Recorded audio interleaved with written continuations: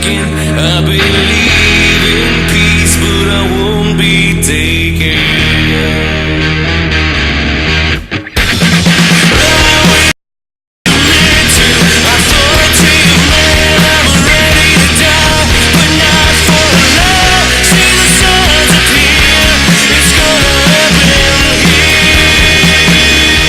This is Liberty Underground with Alex Snicker, Danielle Alexandra, and Greg Bowen on the 1787 Radio Network.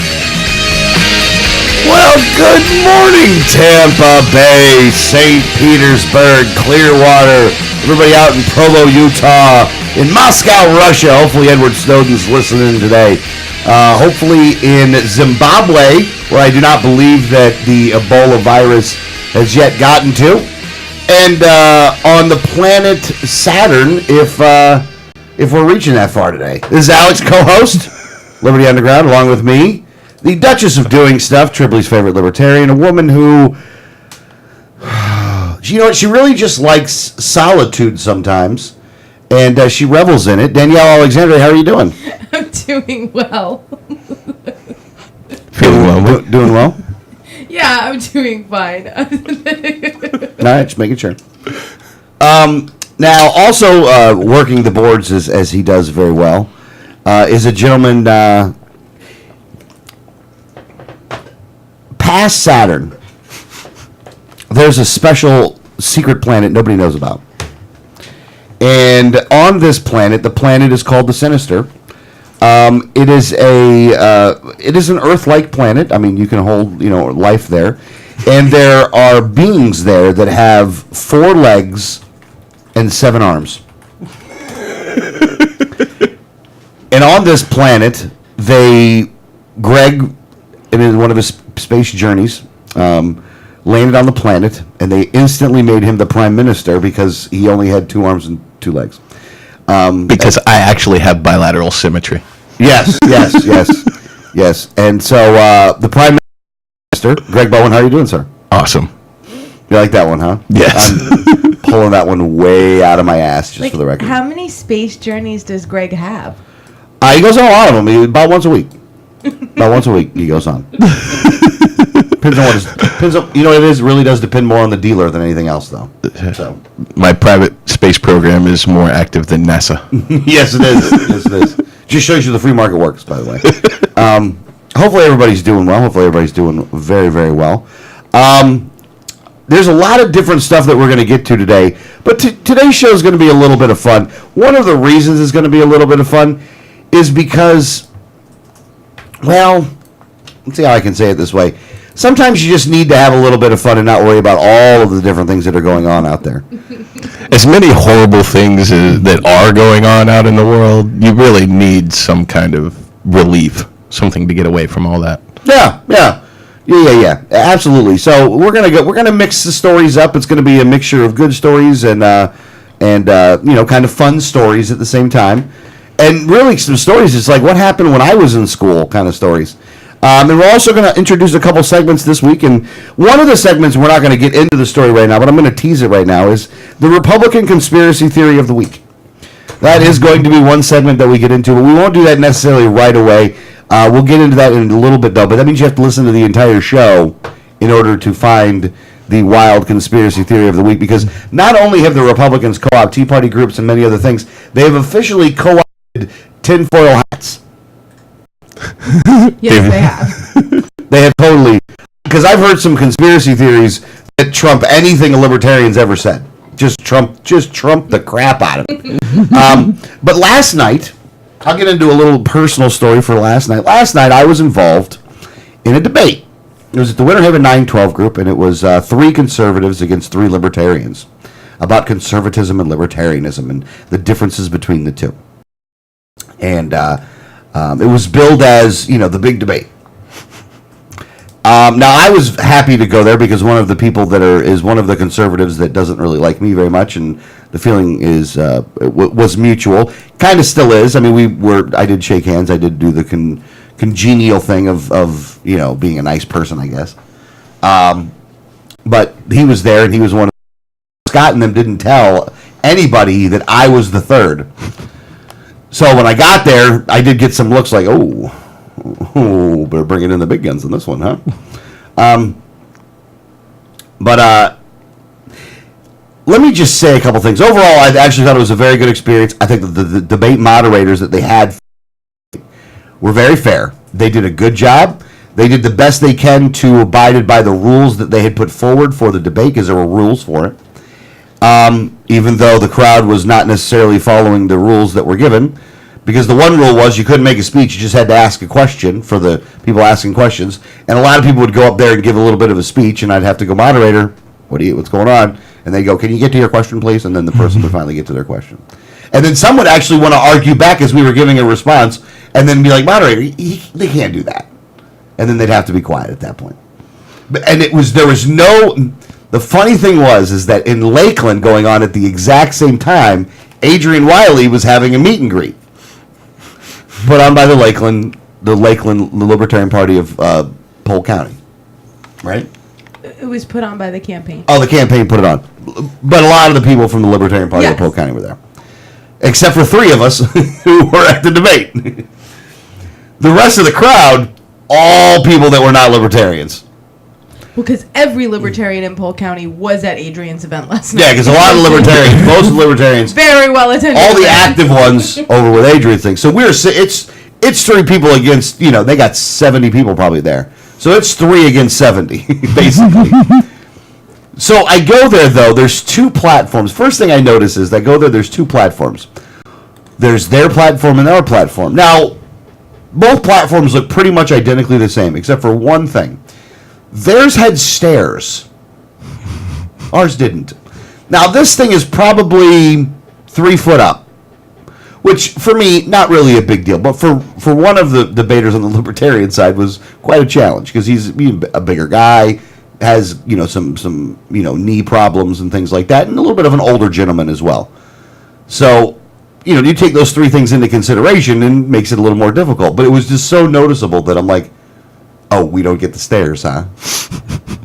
Guess we're libertarians. We just figure out a way to get up there ourselves, right? Getting in it like a wrestling ring. Yeah. So I'm like, you know what, man? I'm like, right off the bat. Now the other thing is this: is that I was invited to go. Scott Allen had asked me to go, and I graciously wanted to go, because this is, you want to talk about some of the things I get off on in life. This is one of them. Anytime I go up there for a debate, it's great. And even if I'm going up, I knew the odds. I knew what I was walking into, and I knew what the topics of conversation were pretty much going to be. I was hoping that they would be able to diversify better than they would, but I knew what was going to happen. And I'm like, hell yeah, I'm going. This is going to be a good time. But when I go there, there's a certain set of rules I have for going to these kinds of things. The first one is I have to wear a very nice suit and I have to look very nice. I think that I'm supposed to do this, though. It's not like I want to do this. It's not your own rule. It's the others, the expectations of others. Well, yeah. If I'm going to somebody's house, if I'm going to somebody else's place, then I think I should dress up and be nice when I go do that. Right, Danielle? Yes. Now the other one is that I'm also being invited to someone else's house, so by doing that, I do have to make sure that I maintain a little decorum. Now, I wasn't necessarily in the mood to maintain decorum on the way over there. I was listening to Rebel Inc. and Five Finger Death Punch on the way in. So I'm in the car heading down there, and I got headphones on in the car, like my little earbuds for the iPhone. I got the iPhone earbuds on, listening to Five Finger Death Punch on the way in. My mentality walking into the door, realizing the fight that I'm about to get into here, is not necessarily one of being pleasurable. However, like happens many times in life, candidate Alex steps in and kicks out mean Alex. Holds mean Alex to the bay because he might need to use him for a little bit. Candidate Alex is a user of mean Alex. In case you didn't know this. What he'll do is, this is what candidate Alex does. He says, look, man, I got this. If I need you, I'll let you know. And for some reason, mean Alex, who doesn't listen to anybody else, totally listens to candidate Alex. It's not even my call, by the way. It happens. I don't even know how it happens. So we go down and we start. We do the debate, and it was basically anybody in the. It was all crowd questions, so the crowd could ask any question that they wanted to ask. And each side. So it started off with opening statements. They had 5. We had 5. Now, I want to also set something else up here. If you looked on their table, in front of all of them is binders of information. All of them have binders of information. All of them do. They all got a binder there, and they got papers and binders and Binders of women. Well, no, I don't think it was binders of. That was the binder that they had with them, but they had binders with them and stuff. And in their 5 minutes, because they were the first ones to be able to give a 5-minute speech, they were able to read what they wrote. They pre-wrote something that was 5 minutes long.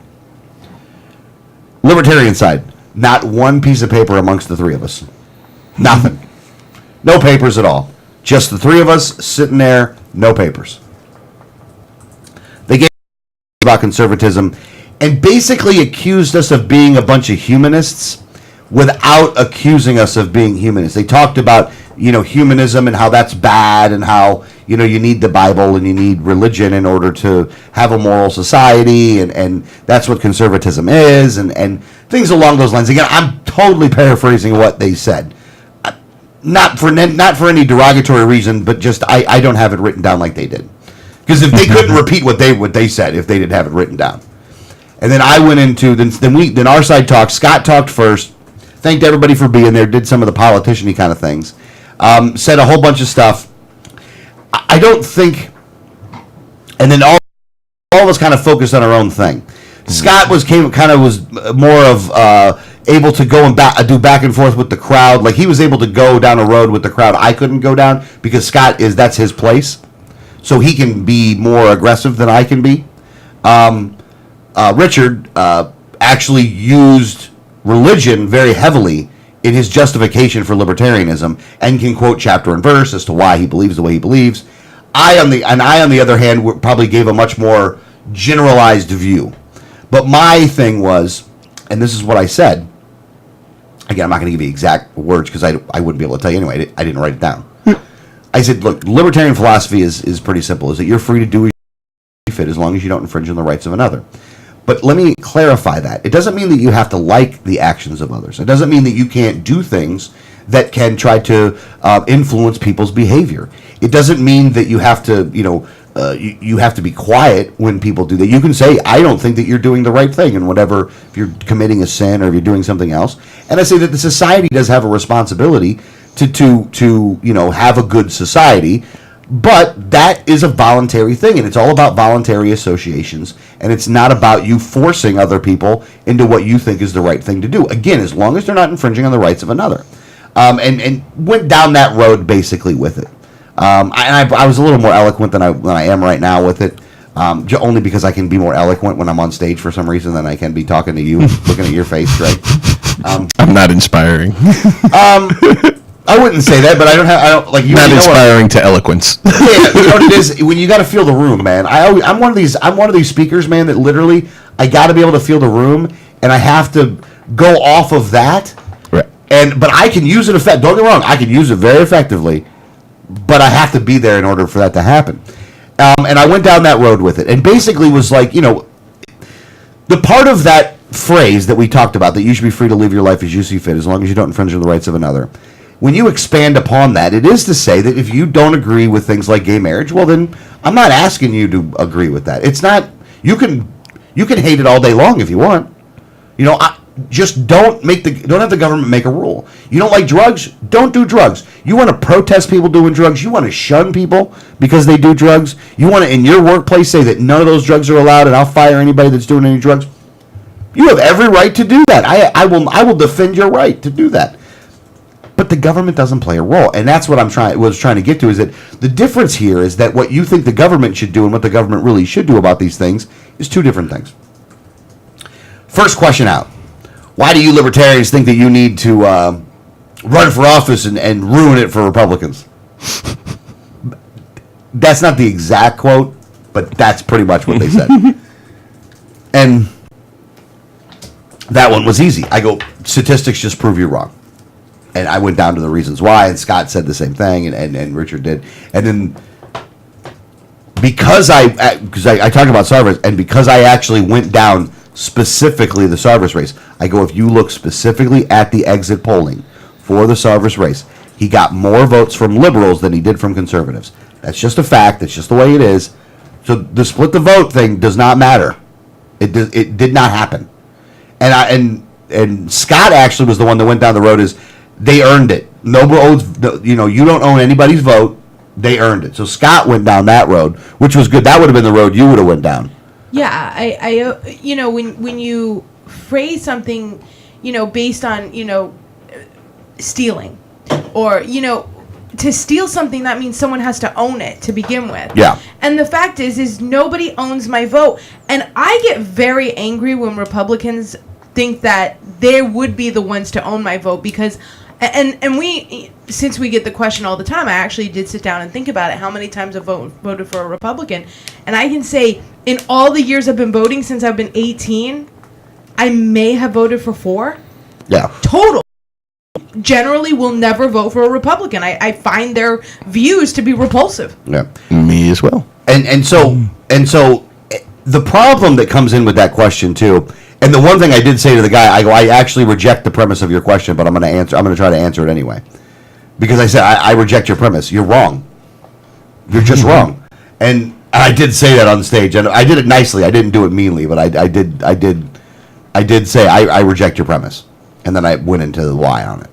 And then they talked. Now, because of that, then they brought up the taking money from liberals for the Sarvis campaign, which I didn't get a chance to rebut because I was going to rebut that, but I didn't get a chance to do that.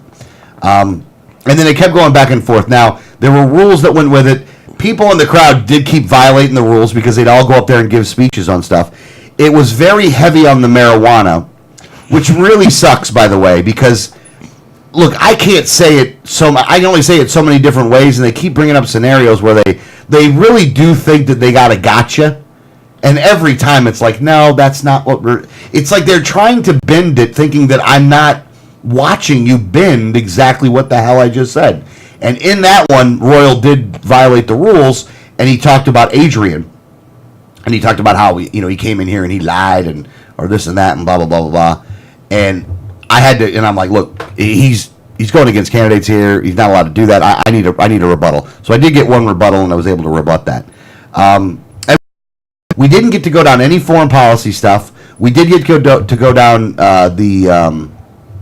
we got to go down splitting the vote, marijuana, gay marriage, and I think there's maybe one or two other subjects, but foreign policy did not get into play.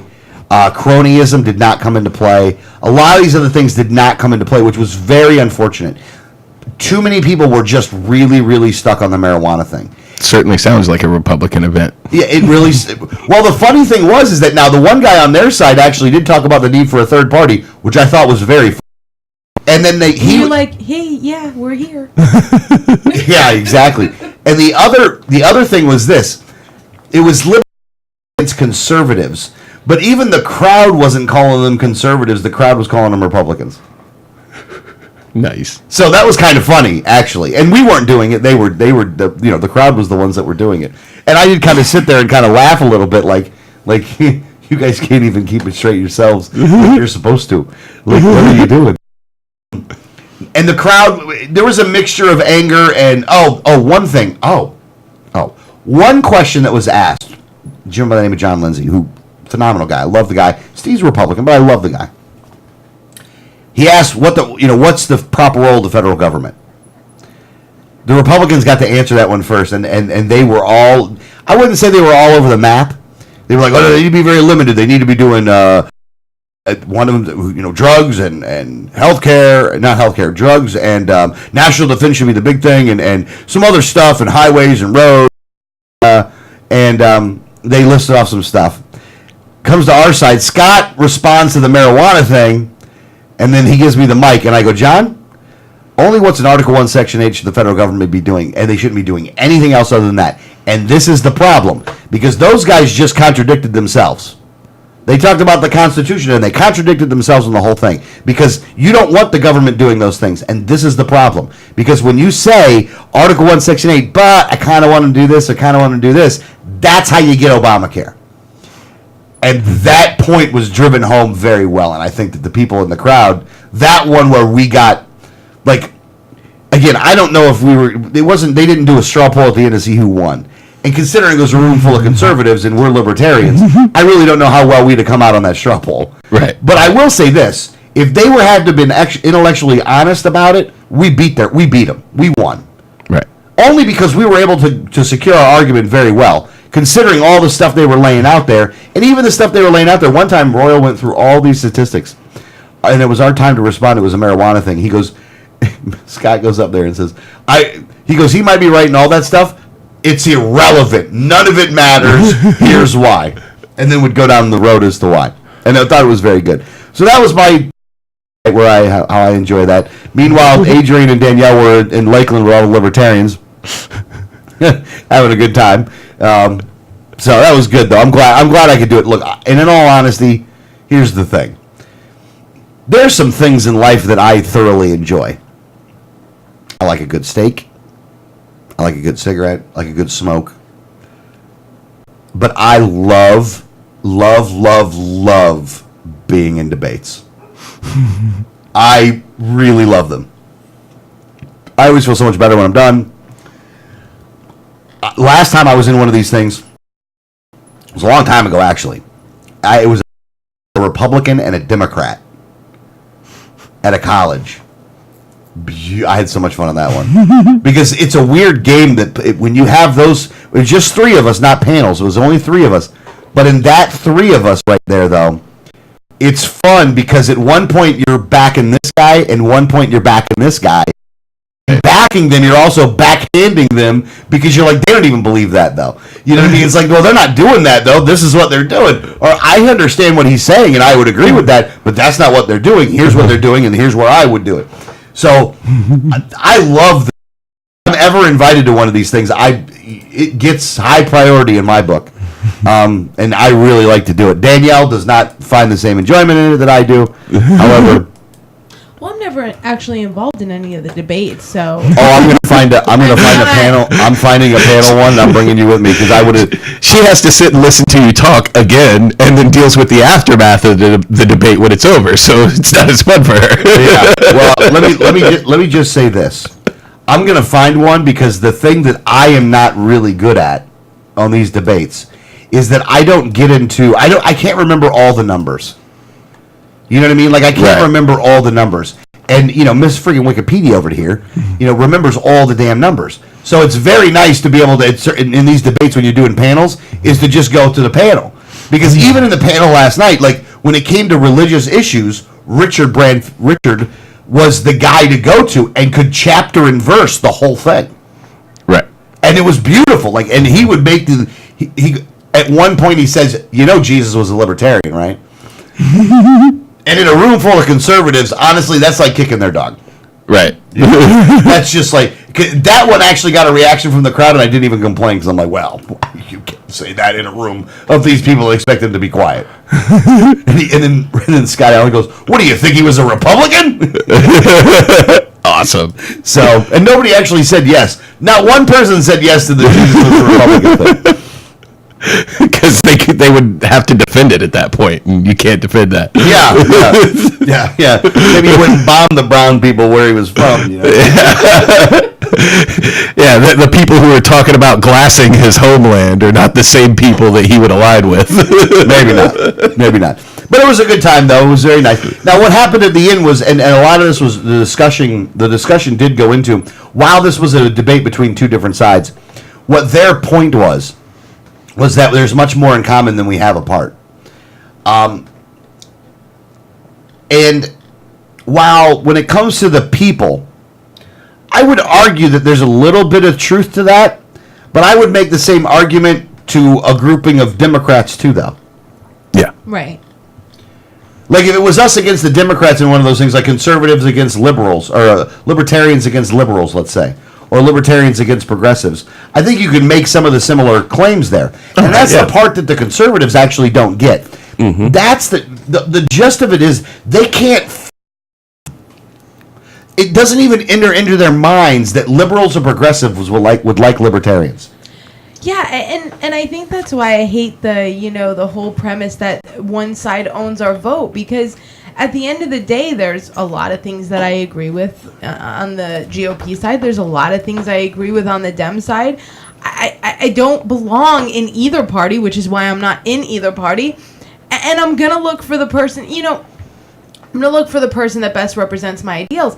But not only that, certain people have certain issues that are more important to them. So, while, a libertarian may believe in libertarianism completely, total freedom, fiscally and socially, but the fiscal issues may be more important to them when they vote.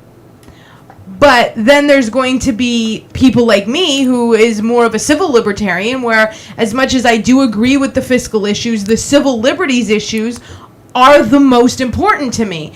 So when I'm looking for that person that, even though I'm going to dislike some of what they believe in, do they believe the same things on the things that are most important to me? Right. Yeah, no, I agree with you. That's the problem. It's one. They talk about how there's this huge divide in this country. I would argue that the divide was manufactured. It's meant to be there. And I've told this story before, but I'm going to tell a little story again. I was walking for Lucas. I'm going door to door. I'm walking for Lucas. I knock on a Democrat's door. The guy answers the door. He says, "You know what? I might be able to vote for that Libertarian. I might be able to vote for the Democrat. But there's no way I'm voting for that nasty Republican." 4 doors down, talk to a Republican. Republican says, "You know what? I might be able to vote for that Libertarian. I might vote for the Republican. There's no way I'm voting for that dirty Democrat." Those two people think that they are diametrically opposed to one another. Mm-hmm. They believe it. They believe it with everything in their body. They just agreed on something there, though. They just agreed on something. Whether they want to admit it or not, and I didn't tell either one of them because I wanted to make sure both of them would vote for Lucas. I mean, I didn't want to say, well, the Democrats are voting for him. Right. I didn't want to do that. But they don't understand that there is agreement here. It's that they have been brainwashed in their damn TV about all these things that just aren't true. Yeah.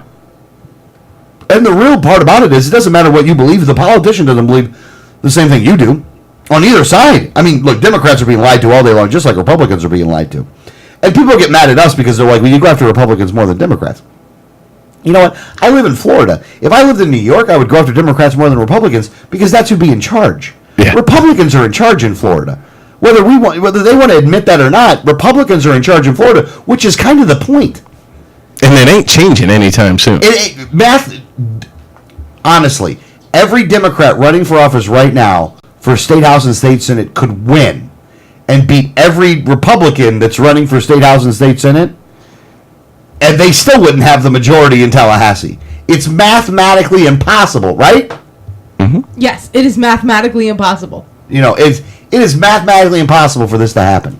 Now, 2016 might be a different story. They might have more people running in 2016, but we'll have more people running in 2016. Right. If all the Democrats win, it becomes a mathematical possibility in 2016. Very unlikely, but it's a mathematical possibility. Totally unlikely in the state of Florida, considering the makeup of the state. Yeah. Would not be possible because there's too many rural red areas in Florida for that to even happen. Right. Now, don't get me wrong. I think that you're going to see a shakeup in the state house in 2016. You're going to see a huge shakeup in the house in 2016. Only because I think the economy is going to get worse in Florida, not better. I think things are going to go down a little bit. And I think that you're going to have a very much for all the anti-incumbency thoughts that are going on right now, it will only be bigger come 16, which is why the Libertarians seriously need to get a lot of candidates running for office for State House and State Senate. I think this will be a golden opportunity if done correctly, because we know enough now. We know enough, but we'll see what happens. We'll talk about that later. I think the biggest thing that's going to play into that is Amendment 2. Because Amendment 2 is going to pass in November, and then the Republican legislature is going to be handling this, and they're going to handle it horribly wrong. And they're going to anger just about every Floridian that supports Amendment 2.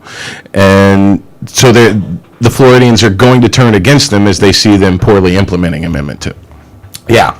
Well, yeah. And again, it's wow, that actually is a good point, by the way. I almost don't even have a rebuttal for that. It doesn't need to be rebutted. Well, no, but there's something I wanted to add to that, though, is that we have to be, as libertarians, careful. What I mean by that is this, is that we will have a reason to talk about drug policy if Amendment 2 passes in the 2016 race, but I wouldn't want to get mired in it. Oh, yeah. Like, there's a lot more we want to talk about. I wouldn't want to get mired necessarily into the they really screwed it up, even though they really are going to screw it up, though. I think that, but there's what I'm thinking. Oh, go ahead. Well, it's not even necessarily drug policy. It's medicine policy, really, because Amendment 2, we've talked about this before. Amendment 2 essentially, it's just saying Floridians want medical marijuana, and then the legislature then has to implement this. And when the legislature starts saying, well, we don't want you guys to have medical marijuana, and they're going to implement very archaic and very restrictive guidelines for this, and the people of Florida are going to go, what are you doing? This is not what we wanted. And that's where they're going to have trouble in 2016 when the Florida people see what they're doing and how they're restricting what they want.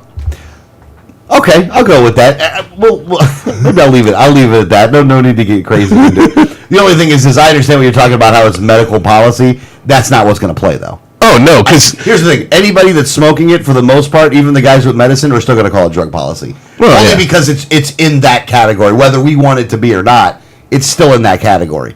But it'd be like having perks, though, or having oxys. I mean, Well, and that's the result of letting them control the conversation.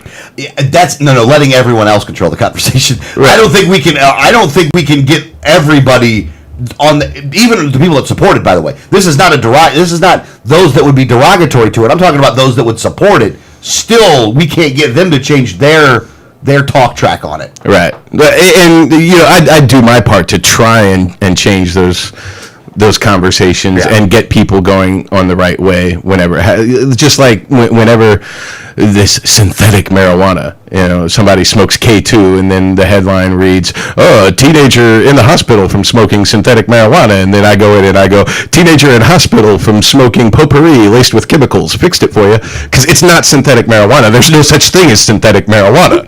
What they are doing is smoking potpourri that has chemicals sprayed all over it. That's not marijuana. It's not even close. So you are being disingenuous in the first place to call it synthetic marijuana, and you are trying to change people's opinion about marijuana and make it seem dangerous when it's not.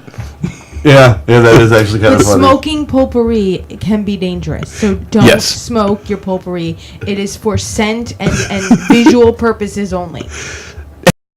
Cornflakes either. They're just the proper ways to use things. That's a good point, by the way. Really is a good point. So, how did we get to there from where we started? I don't know. At any rate, let's move on though. I'm going to file this report underneath something called. Let's see if I can find the report first, though. Where in the hell were these teachers when I was in high school? I think I know which story you're going to. We've heard exactly what story you're going. We've heard. I gotta have fun. It was serious stuff. Then it's. All right, Louisiana teacher Shelley Dufresne. No. Dufresne.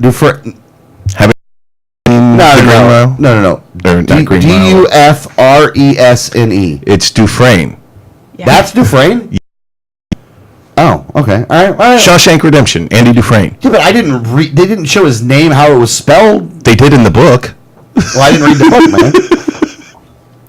So, Louisiana teacher Shelley Dufresne, Rachel Rapes, charged in student sex abuse case. 2 teachers at the same Louisiana high school have been charged in a sex abuse of the same male student, according to Shelley Dufresne, 32, and Rachel Rapes, 24. Both hot, by the way. Yeah, that's the thing. This radio doesn't do this story justice because you got to see the pictures. Yeah, they're both hot, and they're both into each other. They were charged with 1 count of carnal knowledge of a juvenile, according to St. Charles Herald Guide. WDSU quoted an unnamed source who implied that the victim was involved in a threesome with the teachers. I love how they got caught because the student was bragging about it to his friends at school. Yeah. This one was the guy really didn't keep his freaking mouth shut, and it cost him. Here's the thing, man. Damn it.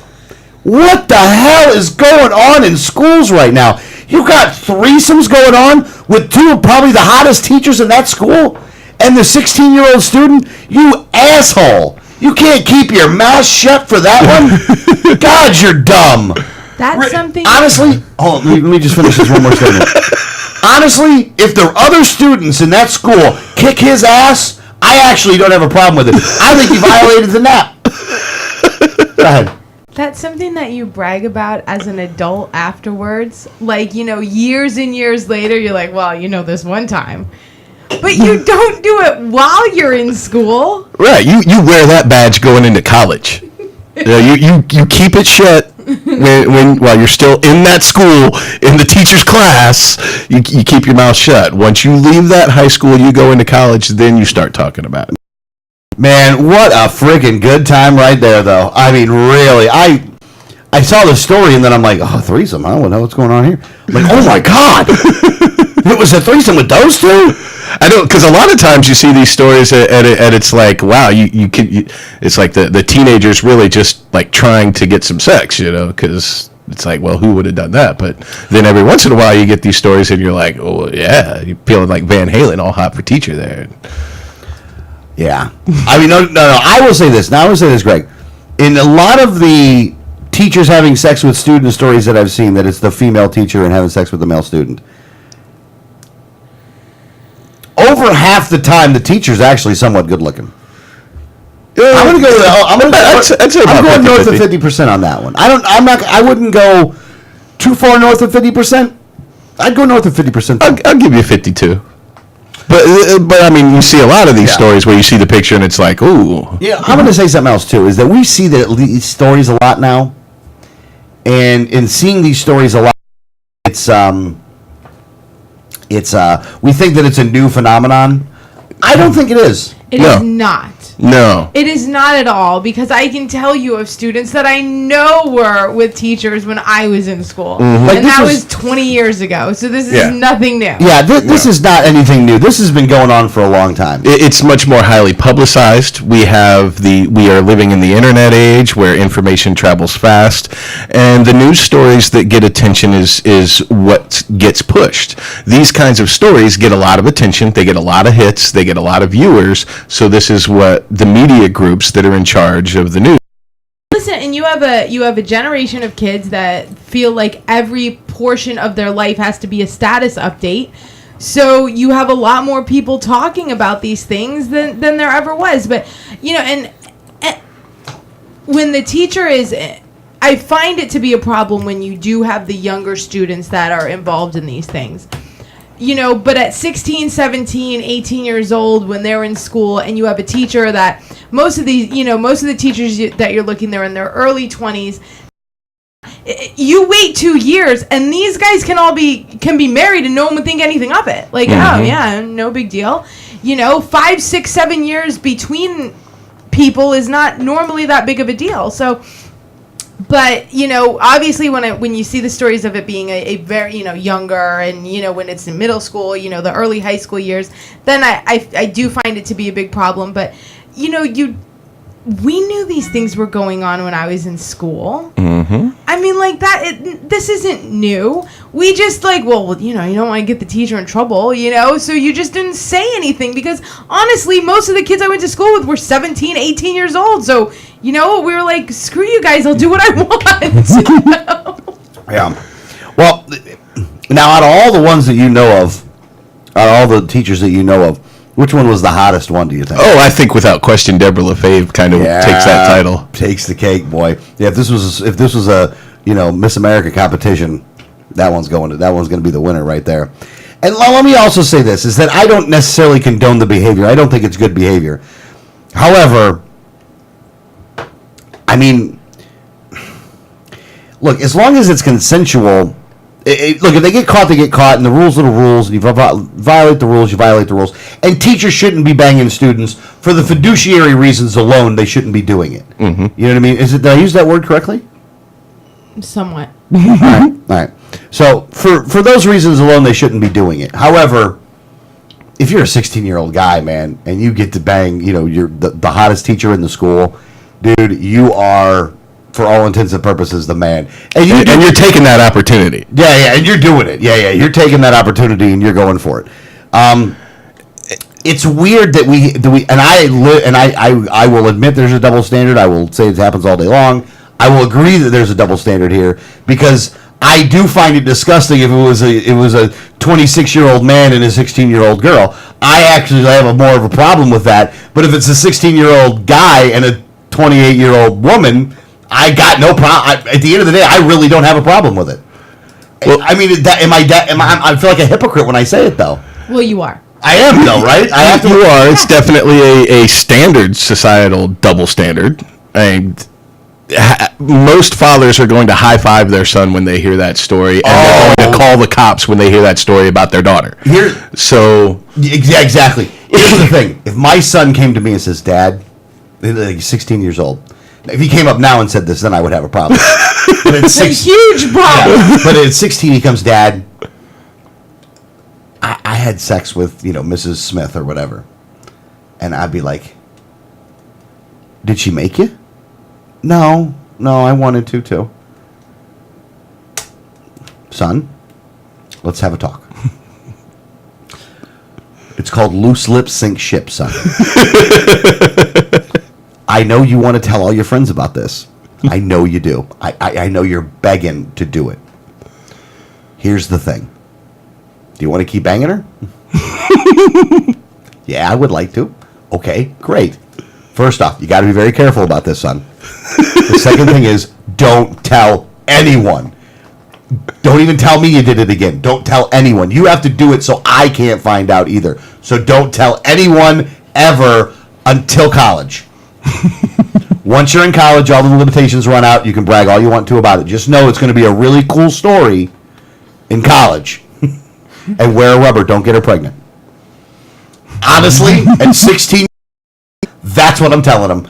Don't tell anyone. As long as it was voluntary. If he was like, "She made me," then then I would go to the police because then he was forced. But then when he says that, I'm gonna go, "What do you mean she made you? What do you mean? I mean, she held you down and chained you up? Yeah, she did for a little while. Okay, but then I'm gonna have to go get the teacher."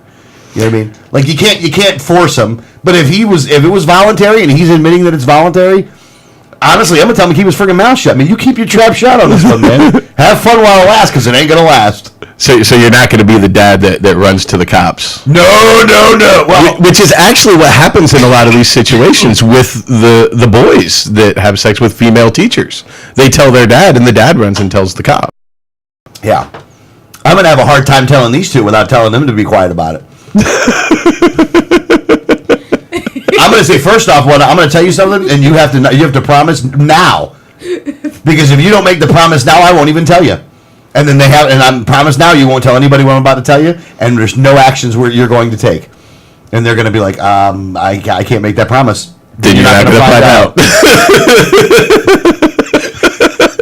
I think I could. Here's the thing: you got to make that promise, though. I'm gonna tell you, I might come to you at 16. If I do, just know, you know, she's gonna remember this guy. Yeah, see, that's the thing. She's gonna go bang. Who did he bang? What teacher? I bet it was Mrs. Smith. I've seen her looking at him. No. It's the only class he pays attention in. You know, that's why he's getting ready. I knew he wasn't that good in math. That's a good time. No, I look at it as, I want my children to be open and honest with me. I have to kind of put a real world spin on what they tell me and not the overbearing parent. Because at the end of the day, if they don't feel like they can come to me with anything, that's going to be much more detrimental to them than me going after everything that they say. So I do kind of look at that as I have to put it in perspective of, how much damage did this cause? If I really have to weigh it out, because the one thing that I always want my kids to be is I always want them to feel like they can come to me and they can tell me anything and I will help them fix it. not, well, if I go to mom, then, all hell's going to break loose and it's going to be a bad time.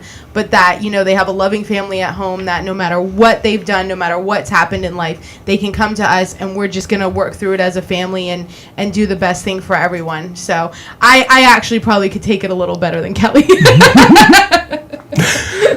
My thing is, if an Army recruiter can be in the high schools trying to convince these 16-year-olds to commit to becoming cannon fodder at that time, I really have more of a problem with that than the sex in school. I don't have a problem with either one. At the end of the day, I really don't, man. Honestly, my son came to me and said that I might even start crying myself. I'm like, oh my God, I'm so proud. So proud of you here. Oh my God, son, I'm so proud. Here you go, son. Here's your first beer. Yeah. Well, Dad, this isn't my first beer. Well, tell me that story. Test the fruit. God love you, son. God love you. No, I swear to God, though, like it's like I said, I'm like, we got to keep this under wraps, man. Who else have you told? Like, I would actually try doing damage control, like handling the situation for him. I'm like, okay, look, did you tell this person? Okay, well, how can we fix this? Let's see what we can do here. Okay, you bring him over. We're gonna get him drunk, and then we're gonna hold that his mouth shut. You didn't take any pictures on your iPhone, did you? Yeah, erase everything. Well, they're already in the cloud. You're already screwed. Don't use the iPhone. That's the lesson. Yeah, exactly. All right. You have just made it so that Michael will never get an iPhone just in case. Like, Alex would be like, listen, son, I would get you an iPhone, but that's a dangerous piece of equipment. You're going to have to go with the Samsung Galaxy. Here's a Nokia flip phone. It'll last longer. Yeah, exactly. It won't bend.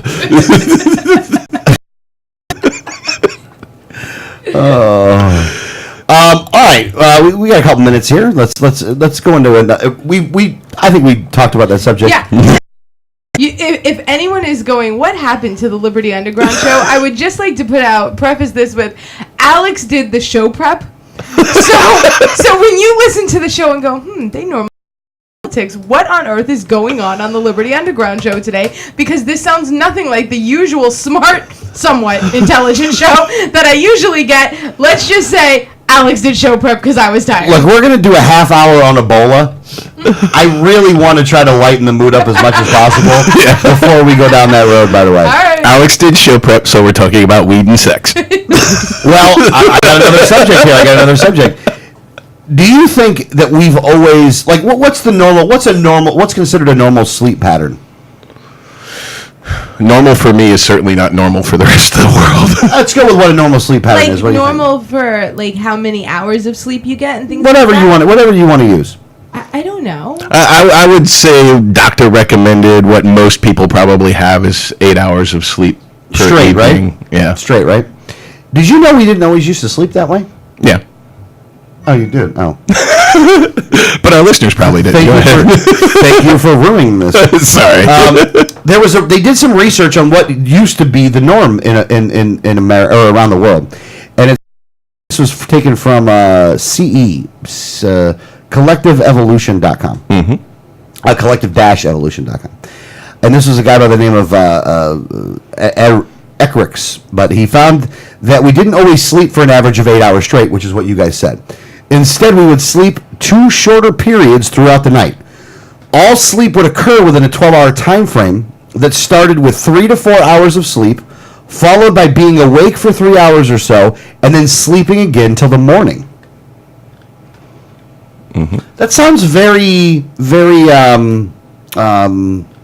kind of weird on this. But there was also some research done in the early 1990s by psychiatrist Thomas Weir. He conducted an experiment where 14 people were put into complete darkness for 14 hours a day for an entire month. By the 4th week, the participants were able to settle into very distinct sleeping patterns. The pattern was the same as what Eckrich suggested on how they were meant to sleep. The subjects slept for approximately 4 hours, woke for another few, and then went back to sleep till the morning. So it looks like this is the way people were doing that. Now, what he also found is references to the first and second sleep started to disappear during the late 17th century. This started among the urban upper class in Northern Europe, and over the course of the next 200 years, filtered down to the rest of Western society. By the 1920s, the idea of a first and second sleep had receded entirely from our social consciousness. What do you guys think about that, by the way? Well, I mean, there's definitely the what we are told now is the best, sleep and things like that is definitely not what I would even think would be correct, in all honesty. And, and now you have studies that show that the optimal nap time, that everyone should actually sleep in the middle of the day. And the optimal amount of minutes for that is only like 20 minutes. But it gives you like that little refresher and things like that. So I think that, smaller amounts of sleep throughout, different periods of the day is actually a good thing. So, I think you have to listen to your body overall. So I think that there are people who need to be up all day and then go to sleep and sleep for a long period of time. But there's other people who need a nap here where they sleep a couple hours and then they're up for a long time, then they sleep a few hours and they do that all day. I think that you need to listen to your body. When you're tired, sleep. When you're awake, be productive. So I don't necessarily look at any doctor recommendations as like this is what everyone should do, because I think that I think all of our bodies are completely different from one another, and there's going to be no right way that fits everyone. Yes, I agree with that. I agree that our sleep patterns, if left to our own devices, they would be different from just an 8-hour sleep cycle that the doctors push on us right now. I think our sleeping and eating habits naturally are very different from what we've kind of been pushed into by society. Let me ask you a question. Have you ever slept this way? Yeah, I think I naturally do, because I typically wake up in the middle of my sleep and mill about for a little bit and then go back to bed. Okay, all right. Because I've done this myself. If I go to bed real early, then I wake up in the middle of the night. I've done this a couple times. Where I've gone to bed real early. I've waken up in the middle of the night, and so I think it's kind of neat to, if that's a natural thing. That was pretty cool, though. Yeah, that's why I said, well, my sleep pattern is not the normal. I don't sleep 8 hours. At most I typically get about 6 hours sleep, because I'm an insomniac and I have trouble getting to sleep most of the time. Yeah. And then if I fall asleep and then wake up, then getting back to sleep is a challenge again. So that's why I'll wake up, I'll mill about for a little bit, maybe go smoke a cigarette, watch a little TV or something, and then go back to bed and try and get back to sleep. Yeah, exactly. So I thought that was actually kind of neat, though. I don't know exactly how you would do this. Now, what I mean by exactly how you would do this is if you base that off of a 12-hour period. So you're going from 6 to, let's say if you're going from 6 to 6, that would be 6 p.m. to 6 a.m. You're going from 7 to 7 to be 7 p.m. to 7 a.m. So you basically go to bed at 7, wake up at 11. Yeah, wake up at 11. So you go to bed at 7, you wake up at 11. You're up till 11 to 12, till the 1 to 2. Up till about 2:30, then you're back to bed till 7. Yeah. Which would make sense when you look at things like kind of going back to a prehistorical time when we didn't have the protection of cities the way we do.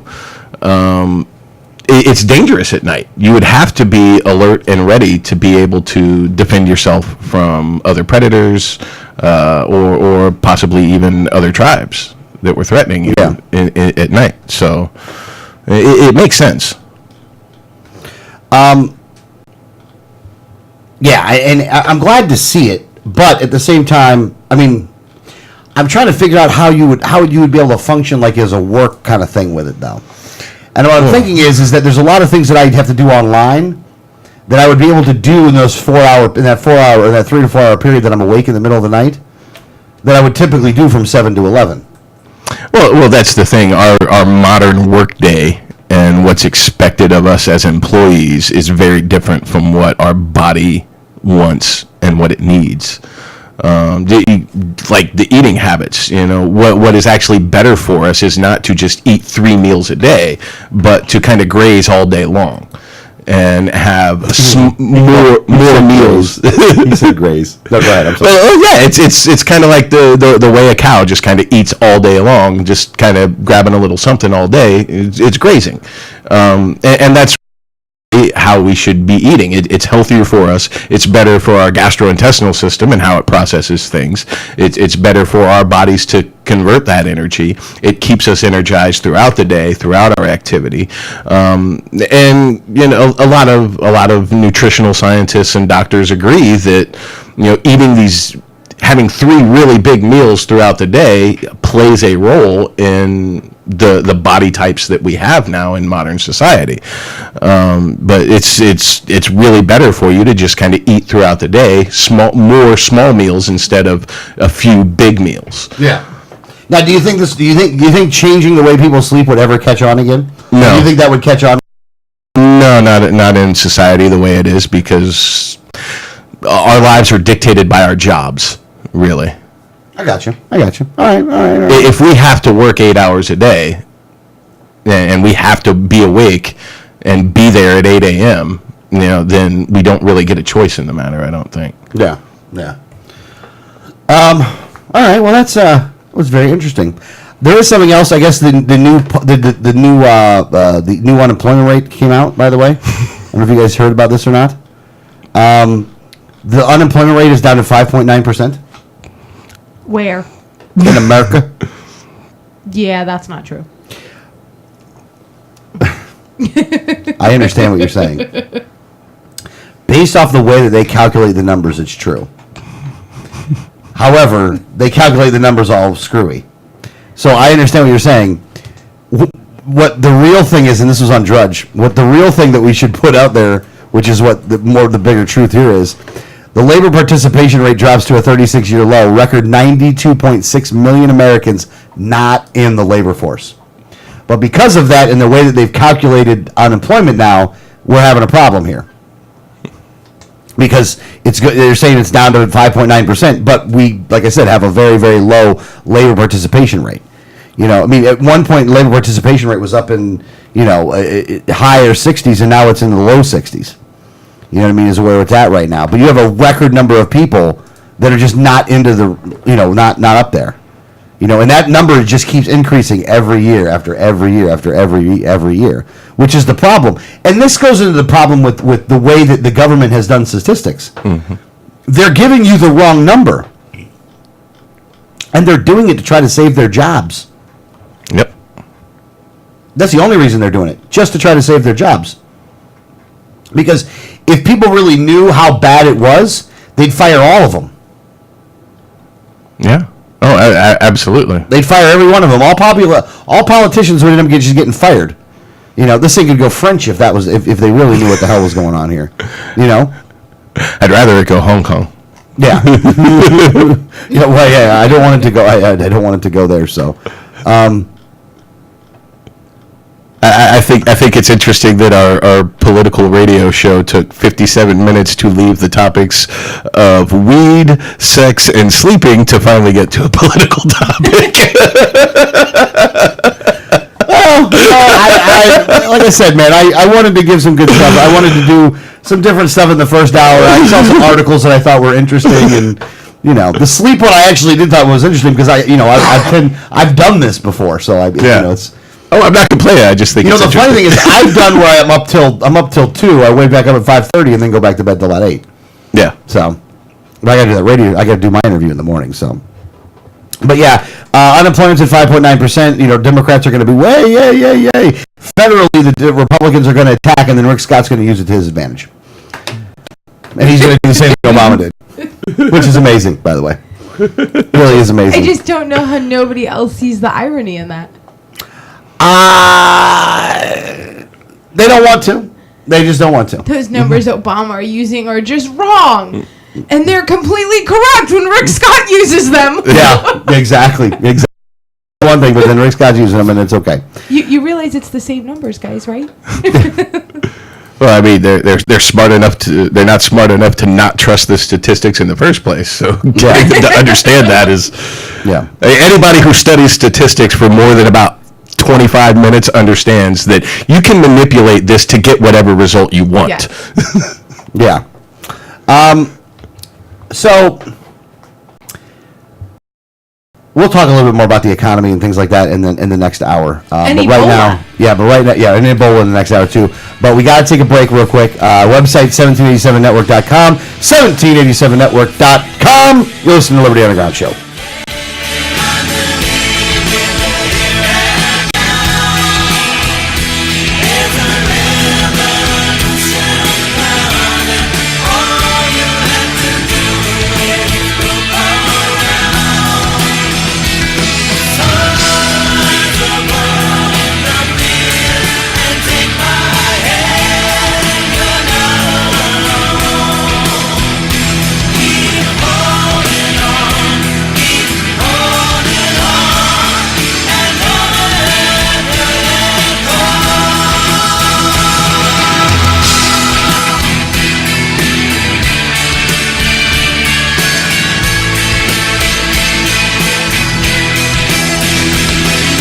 Hi, this is Gary Johnson, and you're listening to the 1787 Radio Network.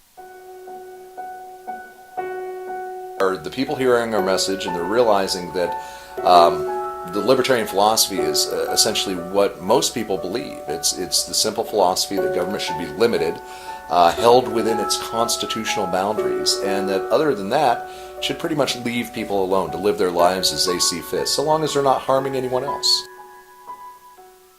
I'm Adrian Wiley, Libertarian candidate for Governor of Florida, and I approve this message. Facts about the red light cameras. Fact, you are guilty until proven innocent. The Fifth Amendment to the U.S. Constitution grants you the presumption of innocence. Fact, red light cameras cause accidents. Accidents are up on an average of 40% at intersection with camera. Fact, cameras punish technical foul violations. Over 80% of tickets are written when the red light is on, under 1/2 second. Join the fight at www.banthecams.org. www.banthecams.org. If you received a ticket in Florida, contact Oropesa Law Offices, 800-774-9883 or tacklemyticket.com. Attorney Oropesa understands the stress associated with being charged with a traffic ticket. In many non-criminal ticket cases, there may be no court appearance, no points, and no traffic school. Attorney Oropesa handles criminal violations, DUI, and license suspension matters. Don't face these serious legal matters alone. Initial consultation is free. Call now and you will be advised about any potential defense, constitutional violations, the possibility of having your driving privileges restored, or preventing a suspension from going into effect. If you've been classified as a habitual traffic offender, have a driver's license suspension matter, or a pending DUI case, call Oropesa Law Offices now so you can be advised about your particular case. Call 1-800-774-9883 24 hours a day, 7 days a week, or visit tacklemyticket.com. Main office in Pinellas County and serving all of the Tampa Bay area. Find out more at tacklemyticket.com. Mention Liberty Underground and get 25% off. Liberty starts with a like. Facebook.com/Liberty Underground. You know Going Postal offers shipping with UPS, FedEx, and DHL International, and they're a full-service post office. And Going Postal is not just your one-stop shop for shipping. They offer copying, laminating, faxing, packaging, and they even have a notary public service. Visit our friends at Going Postal at the following convenient locations: Palm Harbor at the corner of Tampa Road and County Road 1 in the Sweet Bay Plaza, St. Pete on 66th Street just south of Tyrone Boulevard near Publix, and be sure to visit their newest location at 35595 US 19 North at Alderman Road next to Publix in Palm Harbor. When the unthinkable happens, it doesn't matter if you save money in 15 minutes. It doesn't matter if your neighbor has the same insurance you do. In this moment, what matters is the quality of your independent agent and the company that stands behind them. Auto Owners Insurance has been recognized as highest in customer satisfaction with the auto insurance claims experience 5 years in a row by J.D. Power and Associates. For award information, go to jdpower.com. Call Row Insurance in Newport Richey today at 727-376-0030.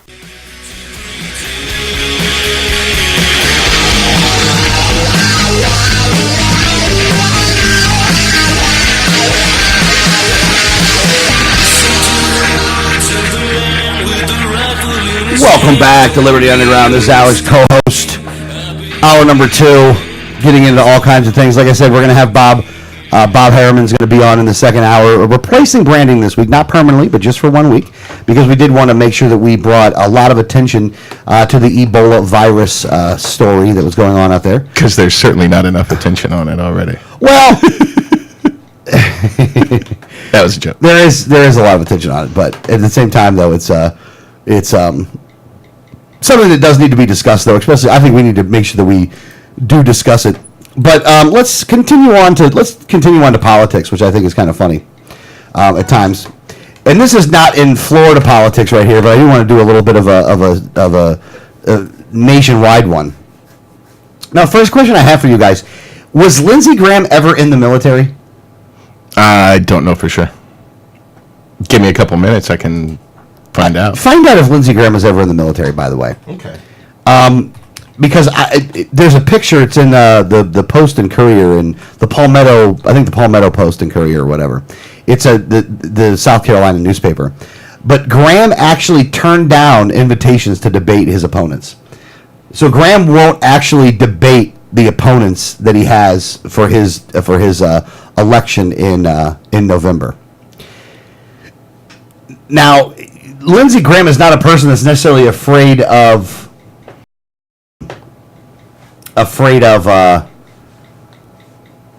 going on TV. This guy's on Meet the Press, or some kind of Sunday talk show all the time. And one of the things that was talked about here out there, and he's really hardcore on the guy of let's send all of our troops overseas and let's make sure we bomb people. And he's if there's anybody that's the advocate for using our military as cannon fodder, it's guys like Lindsey Graham. I am no fan of Lindsey Graham. Let me just start off with I think that he is one of the most disgusting individuals on the planet, and that the fact that he's still in Congress really does show that the people of South Carolina really need to get their head examined as to who they're going to elect into office, because they keep re-electing this guy, and it really is bad that they keep re-electing this guy. So South Carolina, you people need to get your head out of your ass. Well, I do have your answer. Yes, he did serve in the military, not as you would understand service in the military, though. He graduated from the University of South Carolina Law School in 1981. Upon graduating, Graham was commissioned as an officer and judge advocate in the United States Air Force, placed on active duty, and sent to Europe as a military prosecutor. He eventually entered private practice as a lawyer. He joined the U.S. Air Force in 1982, served on active duty until 1988. Following departure, he stayed in the military, joining the South Carolina Air National Guard and the U.S. Air Force Reserve. During the Gulf War, he was recalled to active duty, serving as a judge advocate at McIntyre Air National Guard Station in Eastover, South Carolina, where he helped brief departing pilots on the laws of war. Yeah.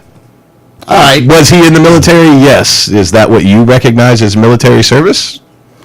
He was a lawyer in the military. Yeah. So you were a scumbag. It only makes sense that he was a lawyer. But yeah. It really does only make sense that Lindsey Graham was a lawyer. I mean, I didn't even know that about him, but wow, it just makes me another reason to hate him. No wonder why he has that outfit with a colonel friggin' badge on it then, though. Because I've been wearing this thing. Chicken crap here, Lindsey Graham turned away from his debates. So he will not stay on the same page, will not stay on there. Now, there's 4 people in this race. You have the Republican, Lindsey Graham. You have the Democrat, who's, I don't really know his name. There's an independent, and there's a libertarian in the race. So there's 4 people in the race.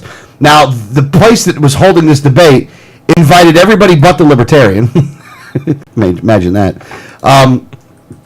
And they did a poll on this one, and it shows that that Lindsey Graham's not above 50%.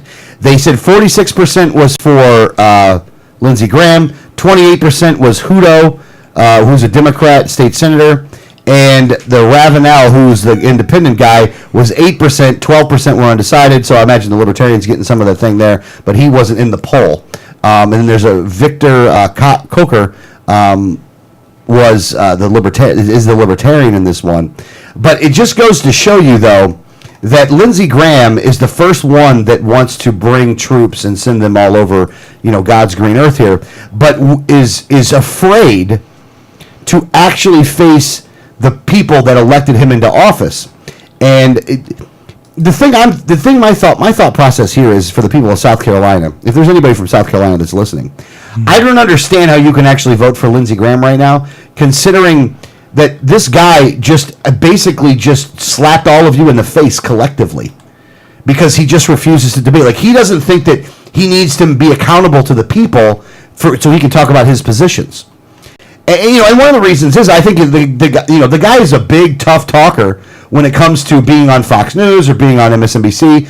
I'd like to see if he's that tough when he's got other people around him. And I think the answer there would probably be a big resounding no, because I think he's a coward. And it's sad that this is what we have in our process. And the people of South Carolina, if you elect this guy to be your governor or to continue to be your senator, you really should be ashamed of yourself, because you people are part of the problem. You should be equally ashamed if you elect him to be your governor. Yes. Yeah. Well, here's the thing. If you elected him to be your governor, then that's even crazier because he's not running for that position. So you're kind of dumb.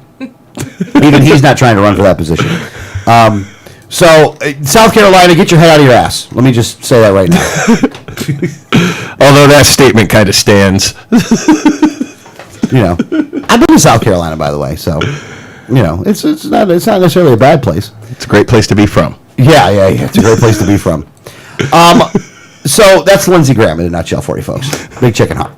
Loves using the military for cannon fodder. I've never really figured out, by the way, how these guys are ever thanking troops, by the way. Like, I don't understand how Lindsey Graham can think that he's pro-troop. Because he's definitely not pro-troop. And not even a little bit pro-troop. He is pro-troop being cannon fodder, but he's not pro-troop at all. Not one iota. Hopefully he comes down to Florida and plays loud music and then somebody shoots him. That was actually my worked into a segment, by the way. Hey, remember by the way the RNC? Yes, I do. I do remember this. Okay, we're at the RNC, right?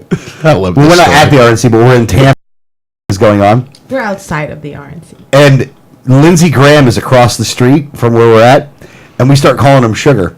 Hey, Sugar! Hey, Sugar! There's a lady that was not with us, but was next to us. And so she's like, Sugar, who's Sugar? We're like, that's Lindsey Graham over there. We call him Sugar. She's like, hey, Sugar! So we had a whole grouping, and then other people that were at that corner started doing it too. All of a sudden, there's like 50 or 60 people at this corner, because it was a busy corner. And 50 or 60 people are looking over to where he is, all yelling, hey, Sugar! Yeah. So that was actually pretty funny when it came to that part, but that's the closest I've ever personally been to Lindsey Graham. Which is too close, if you want my opinion on it. Actually, I wouldn't mind getting closer so I could yell at him a little bit, because I really hate Lindsey Graham. But at any rate, do you guys remember the story about the Florida man who shot the people in the car next to him because they were playing loud music? Yes, I do remember that. Well, this is from the New York Times. So, Florida man is convicted of murdering teenager in dispute over loud music. Jacksonville, Florida. A Florida man who shot an unarmed teenager to death during a dispute over loud music was convicted of first-degree murder on Wednesday after a jury rejected his claim that he fired the gun repeatedly in self-defense. Under Florida law, the man, Michael Dunn, 47, will spend the rest of his life in prison without the possibility of parole. This was the second time that Mr. Dunn, a software developer, had faced the jury in a death.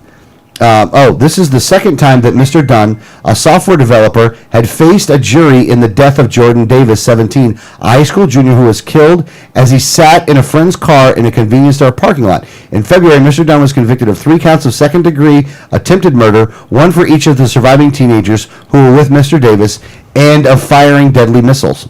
I don't understand why they call it missiles. Why can't we just call it bullets? I mean, it's called bullets. It's a technical term. Any projectile that is launched essentially from anything. I mean, if you shoot a pellet from a slingshot, it's technically a missile. I got you. Okay.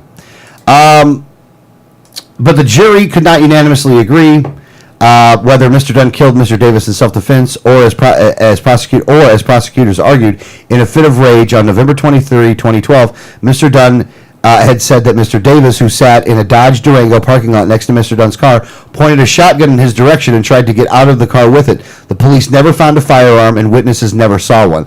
This guy lied. This guy really did lie. He thought that he was going to be able to... Let's see here. Let's see how I can say it this way. I firmly believe in stand your ground. However, I am not ignorant to the fact that there are people that will try to use this to their advantage. They're liars. This guy thought he was Billy friggin' Badass, and that he was going to be able to just do whatever he wanted to do with a gun, and he didn't like the music that these kids were playing. So let me just say that right now, though. We will keep on reading, though. The verdict on Wednesday came after more than 5 hours of deliberation, and Mr. Dunn betrayed no emotion as it was read. Mr. Davis's parents, who waited nearly 2 years for a resolution in the case, wept in the courtroom. I wonder if you were weeping for the people that your son killed. But from the start, the Dunn case was infused with racial overtones, renewing the national debate over racial profiling and its possible consequences. Mr. Dunn is white and the teenagers black. Now, do I think race came into play on this one? Yep. It did. I absolutely think that race came into play on this one. That this guy didn't like that music that the kids are playing, and so he wanted to do something about it. The kids probably told him to F off, and so he pulled out his gun, was all nervous. And maybe he even thought he saw something, or I think he was looking for a reason to shoot him, thought he found one, and shot them all because of that. Well, listen, at the end of the day, they're saying this debate over racial profiling. Do you really think that you're going to convince someone that they shouldn't look at what they're used to looking at when determining what their course of action is going to be? I mean, that's ridiculous. That you're never going to be able to tell people how to think, ever. Mm-hmm. Yeah. Now, this is also in this Lucinda McBath and Mr. Davis's mother said after the verdict, she said, "We're very grateful that justice was served, not only for Jordan, but justice for Trayvon and justice for all the children and people who will never have a voice." I do feel very badly for Mr. Davis's mother. I do feel bad. Mm-hmm. But why don't you just stick to the case for your son? This is about your son.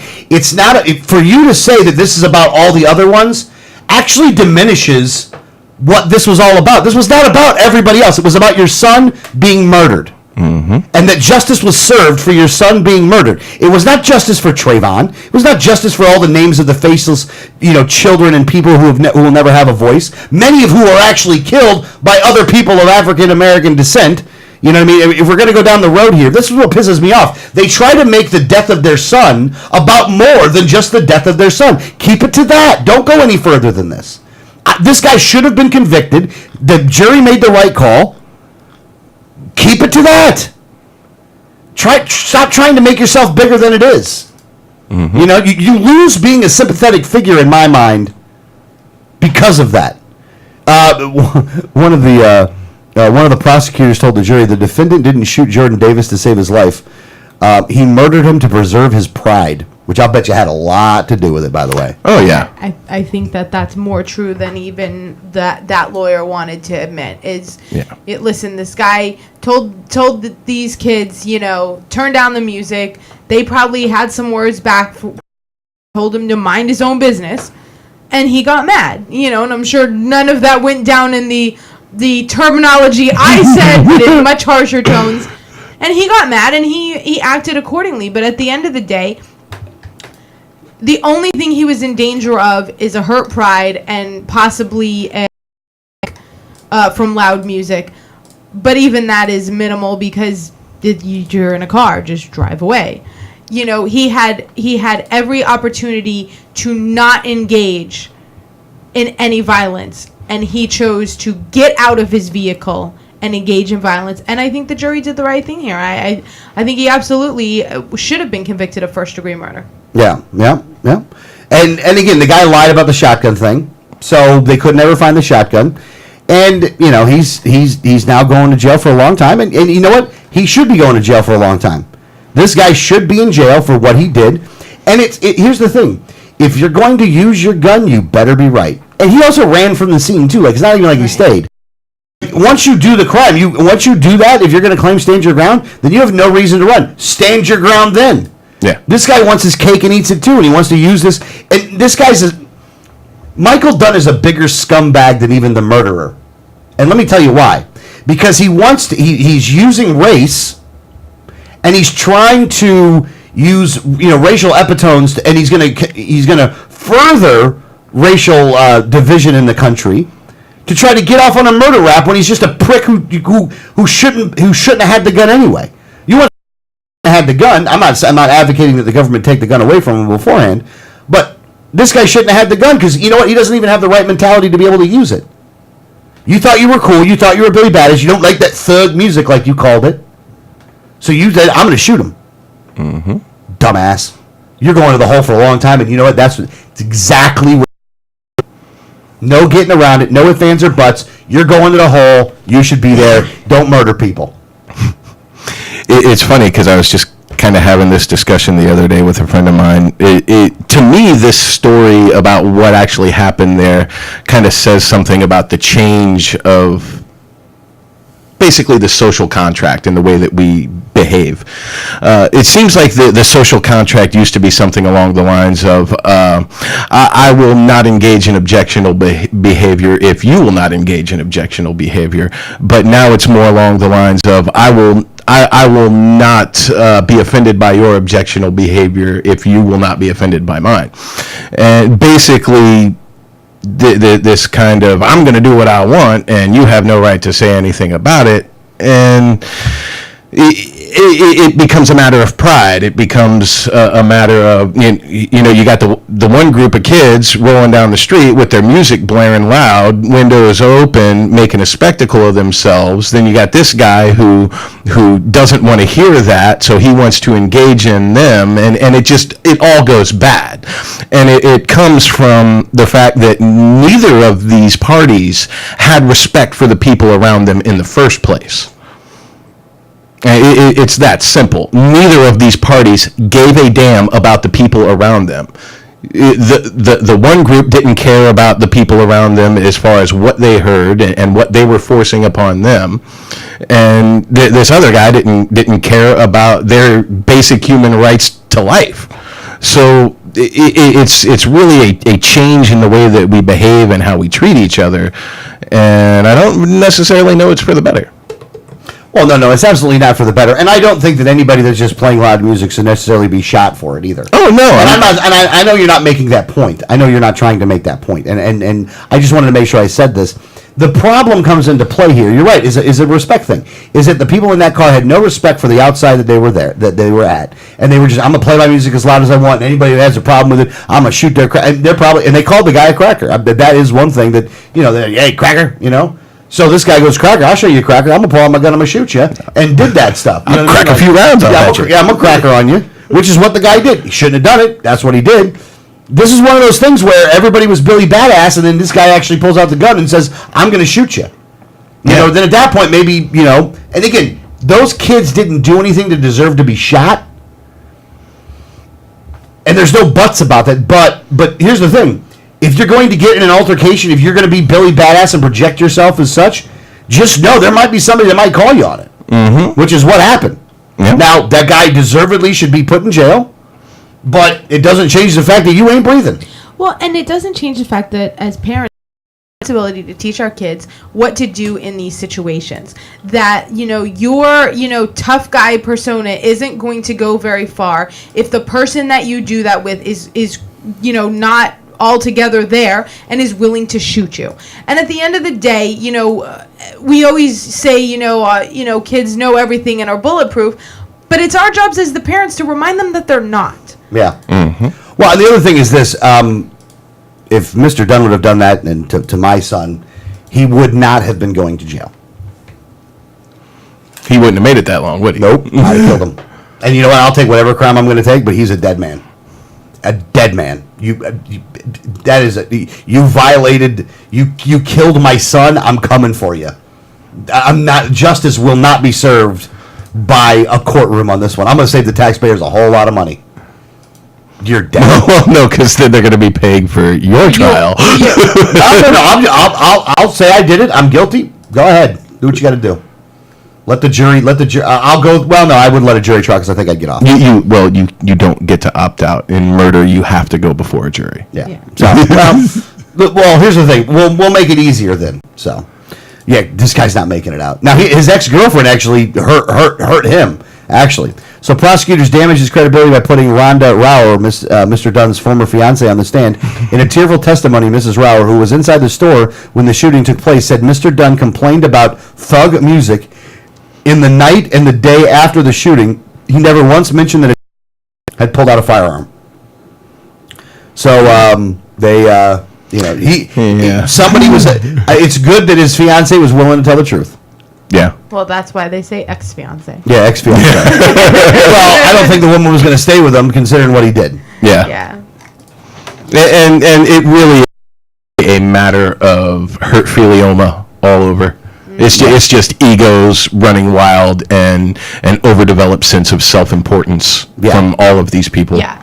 Oh yeah. Oh, absolutely. Which really, I think, my previous point about the change in the social contract, I think that's really what it is. The overdeveloped sense of self-importance across the board for most people is what the root of a lot of our problems are. Yeah, I actually feel uncomfortable every time he says social contract.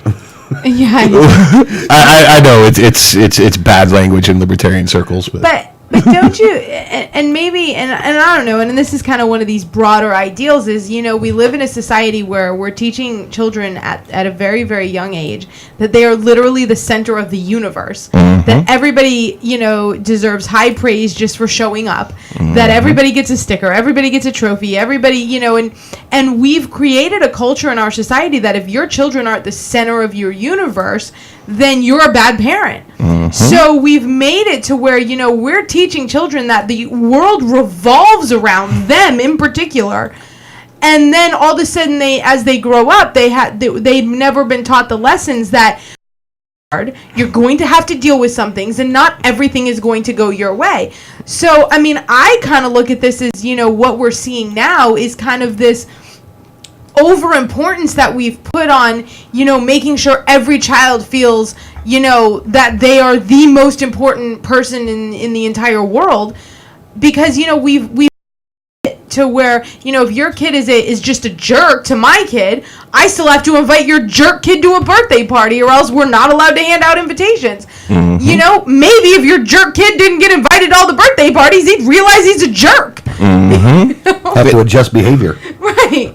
And I think that's part of what we're dealing with now is, here's the thing. We all know jerks. Everybody's got that jerk at the office that nobody likes because he's a jerk. Well, you know what? He was probably a jerk as a kid, too. And his parents probably realized that, but they probably never said anything to him, and they probably enabled him in a lot of ways. And so he grew up to be an even bigger jerk, and to feel justified in being a jerk, and feel as if this is proper behavior and proper etiquette to treat people that way. So it's... you know what the biggest... how am I going to say it this way? The biggest thing that I try to instill in my son, more than anything else, I think at this point, don't get me wrong, I talk about good guys and bad guys and things like that. But more importantly than that is I try to teach him about love. Yes. About being nice to people. It's not something that I'm able to do nearly as easily, for obvious reasons. However, I realize that for my son, he probably has a lot of that of me in him anyway. So if I can try to amplify the love and caring portion of it, I'm hoping that it all evens out at the end of the day. But that's the one thing I try to and the one thing when I had to do a teacher-parent conference, last week I had to do a teacher-parent conference, and the one thing that the lady said about my son, which was that he's a very caring. He's very caring. He's if very if one of his if one of the other kids fall down, other kids will make fun of the kid that falls down. Mikey will help the kid up and feel bad. Or I'm sorry, and then try to help the kid up. And whenever I pick him up from school, he's always saying goodbye to everybody. And I always make sure to reinforce that. If somebody says goodbye to him, he should say goodbye. And say goodbye to your friends so we can go. And then he says goodbye to everybody. And he's a little bit... I don't know how popular Mikey is in school, but it seems like he is somewhat popular because there's a lot of little kids that will come up to Mikey at the end of the day and say, "See you later, Mikey." And then Mikey's like, "See you later, man. See you later, man. See you. See you." Like he's going out like, "I'm out. I'll see you guys later." So it's very nice that way. So I think Mikey does do well. And again, I don't know if the kid's popular or not. I really don't know that. But I don't really care at the same time. I just wanted to make sure he's nice to people. Yeah. I agree. I do the same thing with my son. I make love and empathy a very important aspect of what I teach him. But I also find it very important to teach him that he is not the center of the universe, and what he wants right now, he's not always going to get. And sometimes, right or wrong, I kind of do that on purpose to him, knowing that there's something that he wants, and deny him of it, like playing video games and stuff. Right. You know, there's no reason why I can't let him play video games right now. He's not under restriction or anything, but I'll tell him no, simply because now is not the time for that. Right. And you don't always get what you want, and sometimes it's not the time to do the things that you would rather be doing because you have more important things to worry about right now. I think I'm big on consequences for your actions too. You know, listen, you know, if you do all of the right things, you're going to be rewarded. Not every single time. It's not like every time you do something good, it's like, oh, let's go get you something special. But that you're definitely not going to get anything good if your choices have been bad. But if your choices are good, then you have the possibility of getting rewarded for it. And I also make sure the reward isn't every time, because it's not like, I want my kids to be adults where they know that, listen, doing the right thing sometimes isn't going to get you the results you wanted, but you're never going to get the results you wanted if you don't do the right thing. Right. I don't have the same kind of ability you guys have in that aspect. Kind of along those same lines, I try to teach him that doing the right thing is its own reward. That you're not gonna get praise or a treat or a toy or something every time you do the right thing, but understand that you need to make the choice to do the right thing, and that's how you're going to be happy with what you've done and not live with regret. Yeah, I can't do it. Well, let's take a break real quick. We get back, we'll have Bob on to give the discussion about the Ebola. The Ebola talk. We got Ebola talk coming. So, what's going on? What's happening to the music there, big guy? It's the wrong music. This thing is so weird. Oh, I got you. All right. Well, the music's back. Here we go. 1787network.com. We'll be back in just a minute.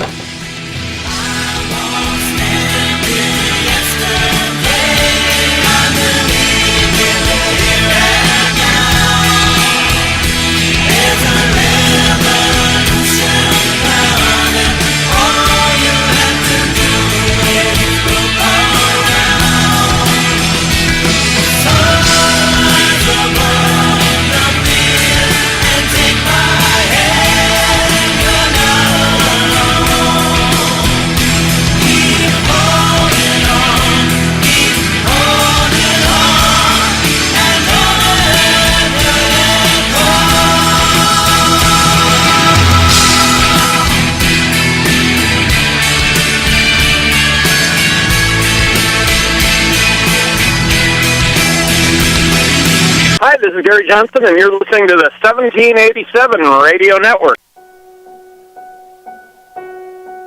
The people hearing our message, and they're realizing that the libertarian philosophy is essentially what most people believe. It's the simple philosophy that government should be limited, held within its constitutional boundaries, and that other than that, should pretty much leave people alone to live their lives as they see fit, so long as they're not harming anyone else.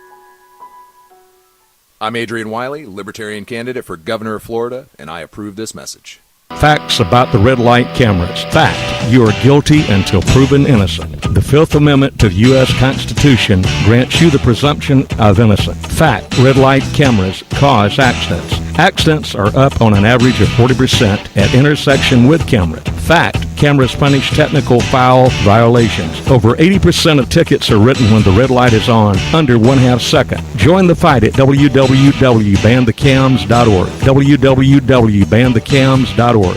If you received a ticket in Florida, contact Oropesa Law Offices, 800-774-9883 or tacklemyticket.com. Attorney Oropesa understands the stress associated with being charged with a traffic ticket. In many non-criminal ticket cases, there may be no court appearance, no points, and no traffic school. Attorney Oropesa handles criminal violations, DUI, and license suspension matters. Don't face these serious legal matters alone. Initial consultation is free. Call Call now and you will be advised about any potential defense, constitutional rights violations, the possibility of having your driving privileges restored, or preventing a suspension from going into effect. If you've been classified as a habitual traffic offender, have a driver's license suspension matter, or a pending DUI case, call Oropesa Law Offices now so you can be advised about your particular case. Call 1-800-774-9883 24 hours a day, 7 days a week, or visit TackleMyTicket.com. Main office in Pinellas County and serving all of the Tampa Bay area.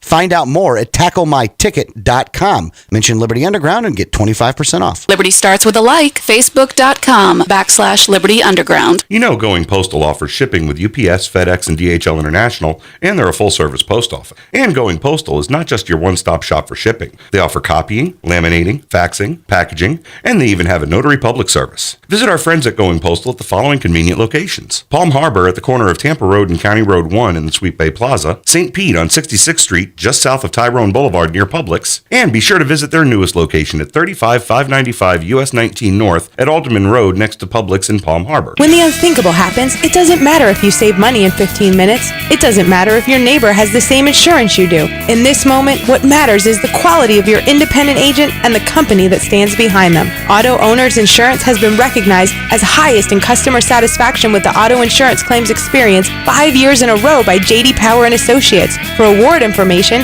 go to jdpower.com. Call Row Insurance in Newport Richey today at 727-376-0030.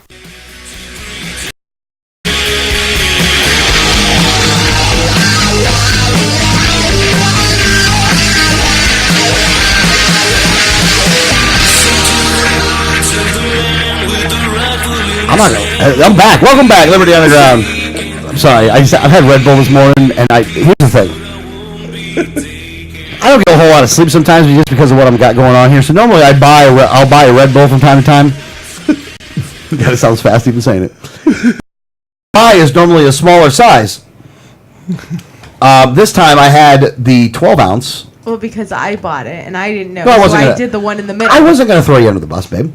No, it's okay. I didn't know which one you usually get, and I saw a small one, a middle one, and a very large one, and I said, I'll take the one in the middle. Yeah. So she took the one in the middle. Like Goldilocks. Now, this one is a lot bigger than the other one, so I was like, man, boy, this is a big friggin' Red Bull here. So I wasn't really sure how my reaction would be, but one thing that Greg said earlier, he was like, look, man, I can't drink Red Bull because I get thirsty when I'm done. So that entered my mind, and so now I'm thirsty again. But I'm not going to drink the other Red Bull because I don't even know what would happen then. Like, I don't even want to be responsible. What's that? It's Pepsi. Oh, okay. That'll be okay then. What do you think I'm giving you? At least he asked before he drank it. Well, I didn't know what you were going to give me, though. Maybe you give me, like, tea or something. Pepsi in an Iron Man cup. It's actually an Avengers cup, not an Iron Man cup. It's if an we're going to get Avengers. specific on things. It's the super soldier serum. Oh, gosh. All right, let's go ahead and get our guest on the phone. Get the guest on the phone segment. We have Brandon from the Global Dispatch. However, Brandon does have another partner who we never do get to actually talk to on the air, even though I know Bob very well. Bob's a great guy. I really like Bob, but we never talk to him on the air. So this week we have a little bit of a special treat, even though the subject matter I wouldn't say is necessarily a special treat. I got to meet him only for the first time a little while ago. Well, yeah, we got to meet him early. Bob, you're on the air, by the way, just for the record, just so you know. Oh, hey, Senator Snifter, how you doing? How you doing, Bob? Now, we've never had Bob on before, but I was saying that just before while I was ringing, I was saying it. Like, Bob is partners on the Global Dispatch. However, we don't really ever talk to Bob, but we've known Bob for a long time. We have a lot of respect for Bob. We like Bob, but we never have brought Bob on the air. And it's no offense to Bob either, which just for some reason Brandon was always the guy we brought on. Maybe we'll have to do a little more alternating on this, especially now considering the subject matter in which you have kind of moved some of your focus to is on the medical side when it comes to diseases, when it comes to pandemics, when it comes to these kinds of these things. And it seems like we're starting to see a lot more of this now, especially with Ebola going on over there. So we didn't do any Ebola talk until now, but we wanted to kind of do it now. Can you kind of give us a overall view of like how this thing started, where we're at now and what you're seeing is moving, and then we have some questions for you too. So we'll let you kind of lay the groundwork on it, and then we'll go from there. All right. Well, I first started reporting on the Ebola outbreak before they knew it was Ebola, back in February when they saw some cases in the country of Guinea. Guinea, Sierra Leone, and Liberia are all contiguous countries with very porous borders and coming and going, with commerce and all that. Ebola is proved to be transmitted by bats. So typically when a human first gets it, it's via eating something like bushmeat. Bushmeat would be considered like a monkey or something like that. Maybe a bat flew by and dropped a piece of fruit, and it had Ebola on the fruit, and the monkey ate it. The monkey's infected. Ebola acts on non-human primates the same way it does, or on primates the same way it does on non-human primates. So it's a dangerous disease. It's not clear how this all started. Some people are saying that it began with some 2-year-old child in Guinea who maybe has some kind of animal exposure. So yeah, Ebola is a zoonotic infection, which means it's animal to human. Right now, well, Ebola outbreaks historically, there's been at least a couple dozen of them since 1976. They're pretty easily well contained. Most of the outbreaks have been in rural areas of Africa. Very easy to contain it. It's one of those rapid viruses that you're either going to die or you're going to survive, but it's pretty quick, and it typically burns itself out if you practice decent public health practices. I think the difference here is it is 38 years later since the first Ebola outbreak, and the areas of Africa that's seen are the big cities, and it's modernized. There's pavement, there's transportation, so the borders were never really shut down. These countries are unbelievably poor. Most of them just came out of civil war, a decade of civil war, government mistrust, and then when people started seeing Ebola, at first, nobody believed it. And they avoided it. They didn't believe the government, so they avoided going to seek treatment. And now that they believe it, there's not enough facilities to handle all the patients. The official numbers from the World Health Organization now is over 7,000 cases and over 3,000 deaths, which makes it by far more than all the previous Ebola outbreaks combined. Where else do you want me to go? Well, no. No, that's good. That's good. Now I do have some questions for you on this part of it. The first one is that one of the things that caused the rise of the spread of Ebola over in the African countries does it have to do with the nature of, or the what's the word I'm looking for here? Like their cultural, their customs. Yeah, their customs, the cultural aspect of what's going on over there, and that they would almost infect themselves because of what they were doing with the person that was infected. Can you kind of explain a little bit of that? Yes, absolutely, and that's true of a lot of diseases, not just Ebola. And if you study some of these diseases that are found only in some countries in Asia or Africa, that's one of the biggest problems, is getting people to change centuries of customs, because they're just not going to do it. And we even see that in the States. If you don't want syphilis, wear a condom. Well, guess what? But what's going on is you were talking about that. One of the things is the burial methods in some parts of Africa.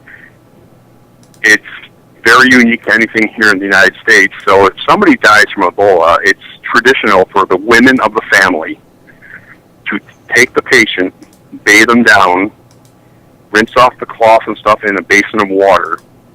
And so while they're doing this, they're being exposed, obviously, because if somebody dies from Ebola, at some point there's some kind of body fluid on them, whether it be diarrhea, vomiting, or blood. And down, they're doing that. The villagers all come, for the funeral. All the women are all exposed just now. The villagers come, they pay their respects, they may be touching the body, and they would all rinse their hands in the basin of water where this nasty rags were just rinsed off. And so you can get a whole village contaminated in a matter of seconds. So it's a custom that the governments of Liberia, Sierra Leone, and Guinea have been trying to get. But like I said, it's a custom. Another thing is, these are poverty-stricken places, and bushmeat is a common type of food. So if they're eating that kind of stuff, monkeys, bats, whatever they can find, there's always that increased risk of Ebola. Governments there also say, they try to ban bushmeat, and you know what happens every time a government tries to ban something. It just doesn't work. Yeah, no, absolutely. Now, one of the things is that we've heard, and there's been, and I've heard reports of this, and so I kind of wanted to get it from you to see if you've heard these reports or if you haven't. Typically, this is something that is transmitted from person to person through bodily fluids. Is that it wasn't an airborne kind of virus.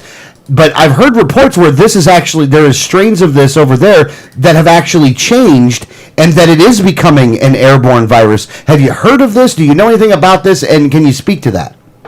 Yeah, if there are reports of that, they're not true. This virus has not mutated. Now, when you talk about direct contact with bodily fluids, that can mean exactly that. You're touching the body, you're getting blood on yourself, vomit, diarrhea, or whatever. But direct contact can also be if I'm standing 1 foot away from you and I cough up a lung and I have Ebola, these large droplets are infectious also. So that's also direct contact.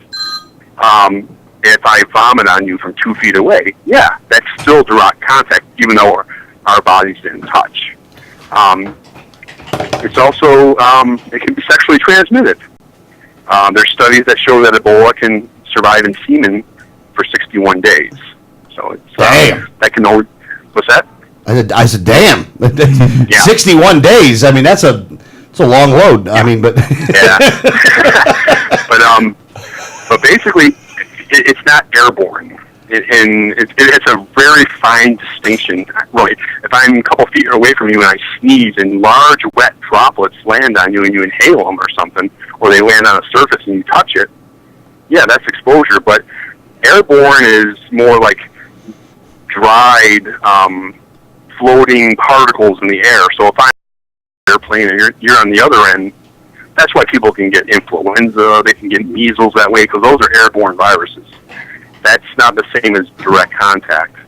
And I would suggest to you and your listeners, I have a colleague down in Queensland, Australia, a brilliant virologist. His name is Ian McKay.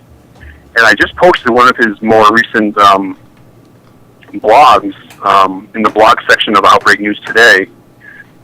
I called it A Look at Ebola Transmission, and he really spells it out really well. And if anybody's concerned about it, but yeah, there's been no history of this virus mutating. As a matter of fact, another person I've dealt with many times, I've had him on my radio show many times, Dr. Vincent Racaniello from Columbia University. He did a whole piece on that, and he said in the history of virology, which has been about a century, there's been no history of any virus mutating to the point where the mode of transmission changes. You could say that about HIV, you could say that about hepatitis, and it's the same mode of transmission then as it is now. So, am I saying that's impossible? It can't happen? No, I'm not saying that. But you haven't seen but you haven't seen, because I've seen people that were reporting on this, so I was kind of curious on your end where you were at on this, because it's nice because I know the kind of focus you have on this. There's a lot of fear mongering going on. Yeah. Now it's harder to transmit than most people are saying, I think. Okay. Now the next thing, and this kind of leads to the next question then, is that what we've had go on now is that there's been people that were in the other country, in Africa somewhere in the continent, and then were flown to the United States for treatment. Was there, in doing that, now, because there's two different kinds, so I'm going to go with the first one, is they found out over there that they had the virus, then they flew over here, and then they were treated here. What is the health, what are the health effects? Is there any kind of danger happen in doing that to America? Well, I mean, I'll never say anything is 100% risk-free, but if anything was close to 100%, bringing home Dr. Ken Brantley or Dr. Rick Sacra or any of the others, it was so unlikely that thing would ever get out of there. I don't know if you saw the pictures of the plane. The planes were suited, and they were like basically a bubble boy inside the plane. They were in suits. And when you're talking about the place, there's 4 places in the United States that are equipped to handle that specific situation. And Emory University, University of Nebraska, the NIH, and there's a place in Montana too, which I don't think has been used yet. They have biocontainment areas and people that are trained for this. That it was. The fact that Donald Trump was crying about this when they brought the first guy home just blew my mind. It was about as safe as it could be. I got you. Put it that way. And the thing is I'm quite sure that probably saved their lives too. Mm-hmm. Yeah. I'm quite sure because the treatment they got here, there's no vaccine, there's no approved drug, there's experimental stuff out there. But when you're talking about Ebola, you're talking about you got to monitor certain bodily functions. You got to, most people that die from Ebola is from dehydration. You keep somebody hydrated, they have a better chance of surviving.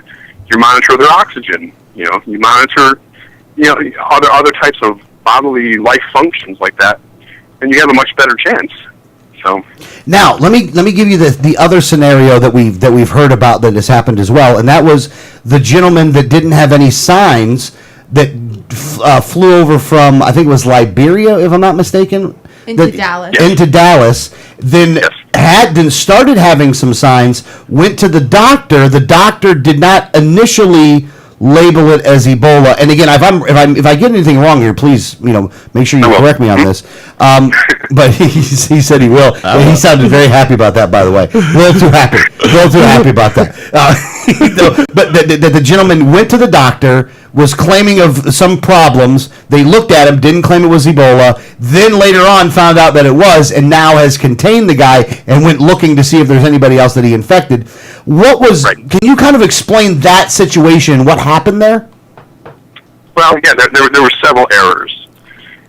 First of all, that guy is guilty of some kind of neglect, in my opinion, because before he left Liberia, there's a paper that you have to fill out, and it was like, have you been exposed to anybody with Ebola before you can? Cause if you were, you're not allowed to travel out the country, and it has crept up now and been exposed that he carried a 19-year-old pregnant woman who was Ebola positive, took her to the hospital.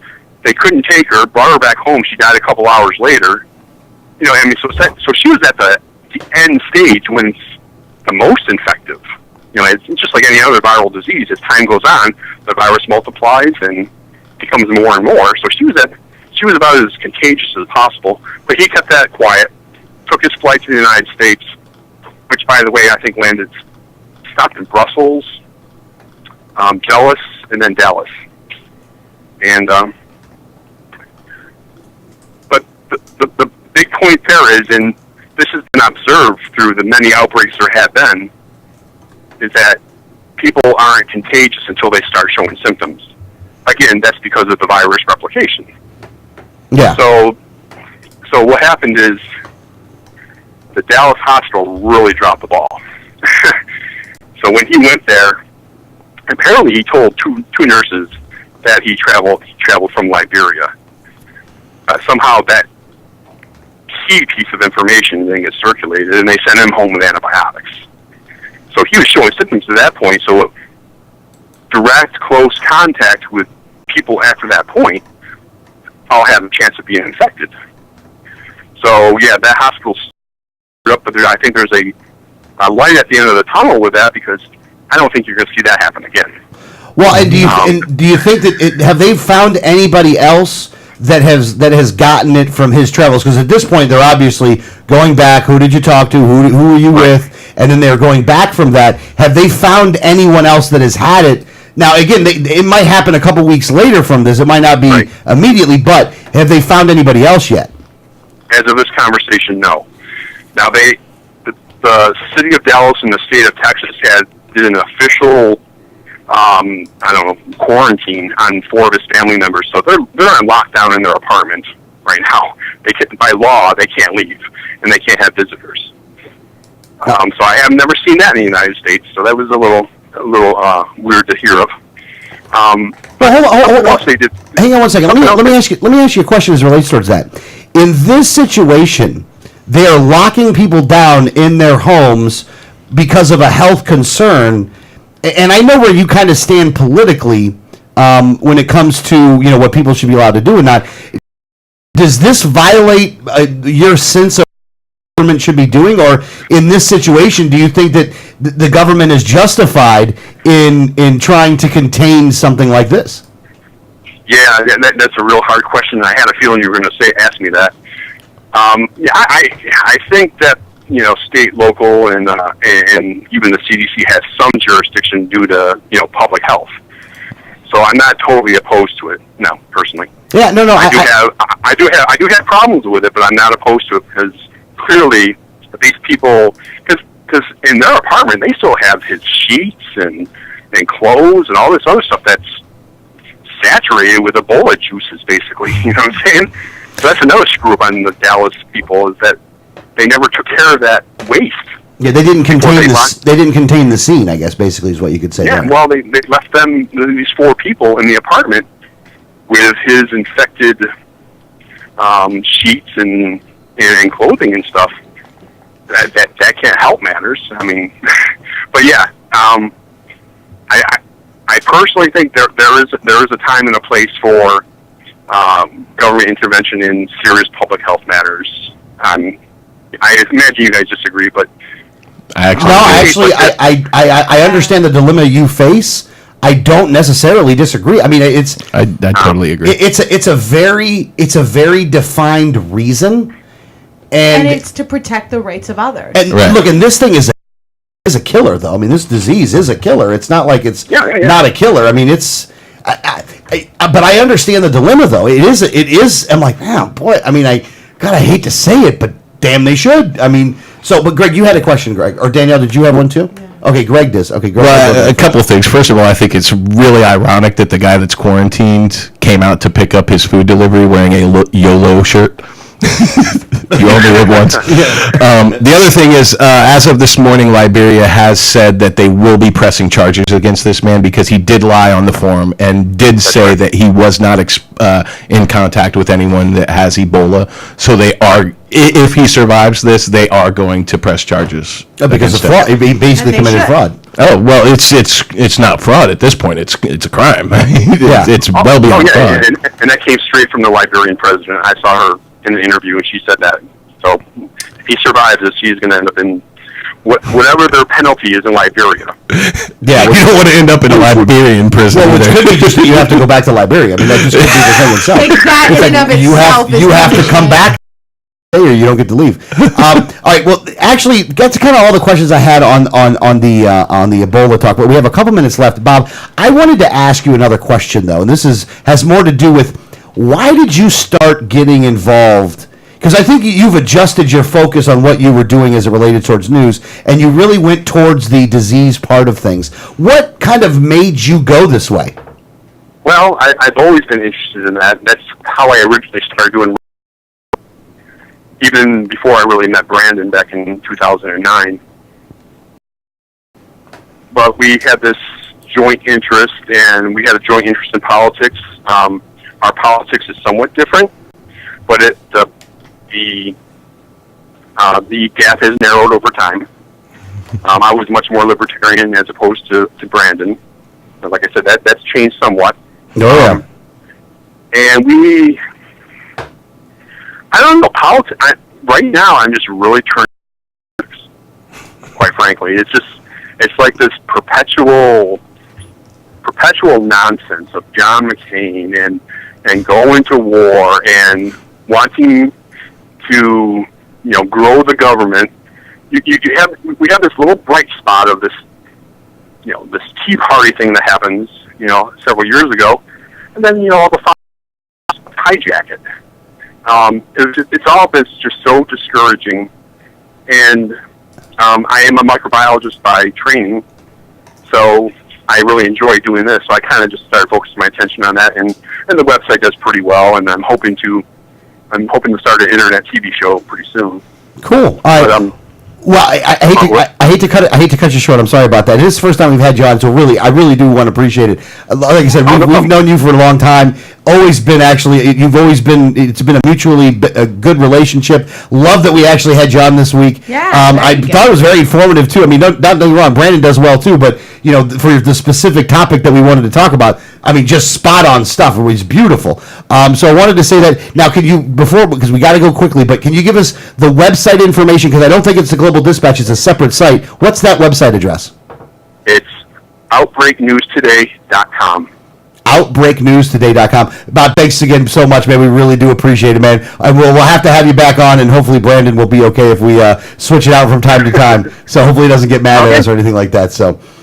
All right, thanks for having me. Thanks, man. We'll talk to you later. Thanks. All right, later on. Man, I got to tell you, what a great segment, by the way. Talk hard. Yeah, he didn't say talk. He didn't know that. He didn't know. That's okay. But no, what a great segment that was, by the way. Yeah. OutbreakNewsToday.com. Yeah. That's the website address. OutbreakNewsToday.com. Want to make sure we let you know about that. And it's good information. And again, at certain times, you want to hear about because, you want to hear what's going on. He dispelled some of the myths that even I thought of, so that was really good. All right, that's hour number 2. Hour number 3 is in the bag, and you know what hour number 3 is. It is the hour-long attack on Rick Scott and Charlie Crist and supporting Adrian Wiley. We'll get started after this. You're listening to Liberty Underground.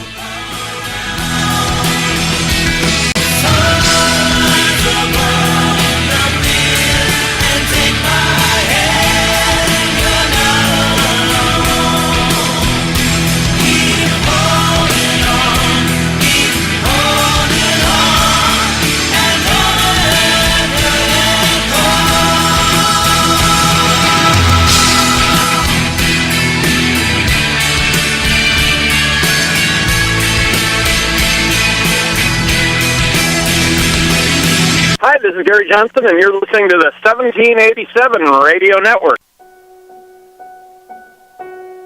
Are the people hearing our message, and they're realizing that the libertarian philosophy is essentially what most people believe. It's the simple philosophy that government should be limited, held within its constitutional boundaries, and that other than that, should pretty much leave people alone to live their lives as they see fit, so long as they're not harming anyone else. I'm Adrian Wiley, Libertarian candidate for Governor of Florida, and I approve this message. Facts about the red light cameras. Fact, you are guilty until proven innocent. The Fifth Amendment to the U.S. Constitution grants you the presumption of innocence. Fact, red light cameras cause accidents. Accidents are up on an average of 40% at intersection with camera. Fact, cameras punish technical foul violations. Over 80% of tickets are written when the red light is on, under 1/2 second. Join the fight at www.banthecams.org. www.banthecams.org. If you received a ticket in Florida, contact Oropesa Law Offices, 800-774-9883 or tacklemyticket.com. Attorney Oropesa understands the stress associated with being charged with a traffic ticket. In many non-criminal ticket cases, there may be no court appearance, no points, and no traffic school. Attorney Oropesa handles criminal violations, DUI, and license suspension matters. Don't face these serious legal matters alone. Initial consultation is free. Call now and you will be advised about any potential defense, constitutional rights violations, the possibility of having your driving privileges restored, or preventing a suspension from going into effect. If you've been classified as a habitual traffic offender, have a driver's license suspension matter, or a pending DUI case, call Oropesa Law Offices now so you can be advised about your particular case. Call 1-800-774-9883 24 hours a day, 7 days a week, or visit tacklemyticket.com. Main office in Pinellas County and serving all of the Tampa Tampa Bay area. Find out more at tacklemyticket.com. Mention Liberty Underground and get 25% off. Liberty starts with a like. Facebook.com/Liberty Underground. You know Going Postal offers shipping with UPS, FedEx, and DHL International, and they're a full-service post office. And Going Postal is not just your one-stop shop for shipping. They offer copying, laminating, faxing, packaging, and they even have a notary public service. Visit our friends at Going Postal at the following convenient locations: Palm Harbor at the corner of Tampa Road and County Road 1 in the Sweet Bay Plaza, St. Pete on 66th Street just south of Tyrone Boulevard near Publix, and be sure to visit their newest location at 35595 US 19 North at Alderman Road next to Publix in Palm Harbor. When the unthinkable happens, it doesn't matter if you save money in 15 minutes. It doesn't matter if your neighbor has the same insurance you do. In this moment, what matters is the quality of your independent agent and the company that stands behind them. Auto Owners Insurance has been recognized as highest in customer satisfaction with the auto insurance claims experience 5 years in a row by J.D. Power and Associates. For award information, go to jdpower.com. Call Row Insurance in Newport Richey today at 727-376-0030.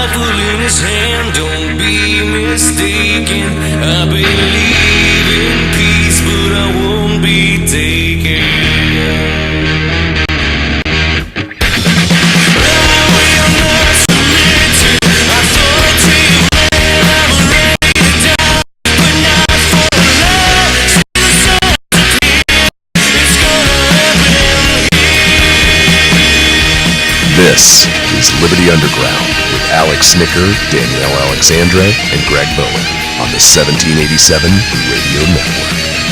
Well, good morning, Clearwater, Tampa Bay, St. Petersburg. This is Alex, co-host, Liberty Underground, along with me, the Duchess of Doing Stuff, my own personal Wikipedia, Tripoli's favorite libertarian, Danielle Alexandra. How are you doing, Danielle? I'm doing well. Very, very, very busy this morning. Busy and hungry, too. Yeah, I'm starving today. I understand. I'm sorry that you have not been able to eat yet. It is my apologies. Also, Prime Minister of the Sinister, which is a large, very big, not small, very large galaxy somewhere else. Greg Bowen, how are you doing, sir? Spectacular. Doing spectacular. All right, great, guys. Well, look, every week we seem to talk about a lot of the same things, and that's not going to change. At least until November. Because things aren't changing. Because we want to make sure that we get all this information out there and also give it to you from our perspective as well. And it's going to be involving the governor's race again. Now, we're going to try, one thing I'm going to try to do this week, which I don't think I've necessarily done as well of a job as I could have in weeks past, and that is to be even-handed in my disdain towards Charlie Crist and Rick Scott. My support for Adrian Wiley, of course, has been there, but you actually already know that. If you've listened to the show at all, you definitely know that I am a supporter for Adrian Wiley's campaign. But with that being said, the first thing I wanted to bring up was something that Rick Scott's team had done. And while at the end of the day, this is not necessarily a big reason, like this wouldn't be the only reason why you wouldn't want to vote for Rick Scott, but it is something I did want to bring up.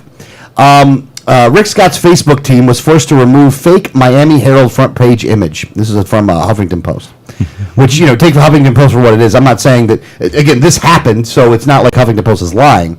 What the Rick Scott campaign did is they did basically a meme that says helping Floridas get back to work, and it says, rickscottforflorida.com. And it shows a Miami Herald article. Now, in this, it really makes it look like this was from the Miami Herald. It put the date that it was from, it put, all this different information, and it says on it, new law helps put Floridians back to work. And then it talks about, Clinton, Obama. They have some other things on there to make it look like it was actually the front page of the Miami Herald. The actual front page of the Miami Herald was much different than. However, on the side of it, it said basically some of the same things. So the Clinton Obama joined Selma anniversary, and Senate Dominican denies coercing prosecutors. So some of the information on the front of the Miami Herald matched from the Rick Scott photo to the actual front page of the thing. So the Miami Herald is suing them. Not suing them, but basically saying if you don't, I'm going to sue you. And so the RPOF at this point is forced to take the thing down. But this is the funny part, though. Maybe not the funny part, but this is the part that's very telling. The RPOF, who's the one that did it, not the Rick Scott campaign, but the RPOF did it. I mean, in conjunction with Rick Scott. So, let's not kid ourselves here. They were part of it as well. They were able to claim that they actually hire a third party to run its social media. So Harris Media, which is a company out of Texas, is actually the ones that are actually running the social media for the RPOF. Now, I don't know if you were aware of this little minutia when it comes to politics and who you hire for stuff, but you are supposed to hire people to do things for your campaign in the state that you're running in. You guys know about this, right? Danielle, would you agree that that is a kind of a minutia when it comes to campaigns and stuff? Yeah, definitely. Like your yard signs, you're supposed to buy your yard signs from somebody local. You're supposed to buy all your stuff from local people, not from out of the state, but you're supposed to buy them from local people, right? You don't have to, but it's one of those things that someone is going to look through your campaign finance reports. They're going to look through your expenditures. And if you're running as, want to support the state of Florida and everything you buy is from out of state. Mm-hmm. Correct. Now, not just that, though, but this is look, Rick Scott is one of these guys that claims to be laser focused, jobs, right? He will even say that when the question has nothing to do with it. Correct. He will even say it. You're right. Very good point, Danielle. What do you feel about same-sex marriage? Jobs are important. Yeah. Now, here's the thing. I guess not all jobs are important because this job wasn't done by people in Florida. It was done by people in Texas. So he's giving jobs to Texas now for things that are on his campaign. The other thing is this. There's 80,000 people that are on the like page for for Rick Scott there. This is one of those things to where there's not 80,000 supporters for Rick Scott on this page because most of the people that are on the page don't like Rick Scott. They like the page so they can comment on the articles that are posted in a negative fashion. Correct. So it's really funny. It's really funny that this one of these things happens like this, and it does bring out not only the fact that the RPO was willing to be fraudulent, which again that's not really anything new, and it's not like the Dems ain't willing to be fraudulent too. They're both parties are full of fraud, and this is just another example of this. And they're willing to do anything they can to try to get public perception their way, including the manipulation they have within the media, and the media is kind of in on it too. But this really goes to show you that when you do bring it back, how disgusting the RPOF actually is. They're paying a Texas company to lie about things and to grow their page in a way that is not organic growth or natural growth. It basically is they're paying somebody for extra Facebook likes, and then the ones they do get are people that don't freaking like them anyway. Do you think they had to hire somebody in Texas because they couldn't get a Floridian to believe his garbage? It could be the reason why they had to outsource. Greg, I have no proof that what you say is correct, I have no proof to say what you say is incorrect. I'm going to have to leave it like there. Yeah. I got to tell you, it really is pathetic, though, that this is what these guys do. Again, you're dealing with two parties that are basically, in all intents and purposes, dead. We just need a party to step up and actually take them out, is really what you have, which is what's going on with the Democrats and the Republicans. Because as bad as this is, as bad as the RPOF is, Charlie Crist is the guy that these guys are running against now, who used to be a Republican. The last time he held a political office, as a Republican, and now is the Democrat nominee. And the only reason he's the Democrat nominee is because during the 2012 campaign, he was able to raise $1 million for Barack Obama. This is a pay-to-play seat. Don't get me wrong, Rick Scott, pay-to-play politician up in Tallahassee. Charlie Crist, same pay-to-play. There's not what they pay to play with may be a little bit different, but not really much. Well, and both of them have been accused of pay to play schemes during their time in the governor's mansion. Rick Scott even just recently went to King Ranch for a major fundraiser, and one of the large donors within a few days of him leaving was appointed to a high-level position. That Charlie Crist was accused often of selling judgeships. Basically, if you were a large donor or the, attorney, family member of a large donor, you could be a judge. So, I mean, these are not, both of them have been riddled with accusations of pay to play. And honestly, the proof is more and more there every time you look into these. Well, yeah, look, when it comes to Charlie Crist, there's two words that come to mind. Jim Greer. Now, what I wish is that Jim Greer would come out and tell the truth of what was going on, and what really was going on with him and Charlie Crist. I don't think that's going to happen at the end of the day, but I really wish it is. But let's get into some of the things that Charlie Crist, just real quickly. One of the things that Charlie Crist is out there saying that he's a big supporter of now is the Affordable Care Act, is Obamacare. I'm a big supporter of that and this and that. This is something that this guy has changed positions on over and over and over again. Matter of fact, this is from the Tampa Bay Times, the Miami Herald, so it's not like it's a conservative newspaper. But this guy is really been just totally doing this. But let me talk about this. It's from Joshua Gillen. A campaign commercial from the Republican Party of Florida says his change of heart on Obamacare is flipping amazing, showing that he first wanted to repeal the law, but now is for it. We decided to put Crist's position on healthcare law to our flipometer to see whether he's had a true change of heart.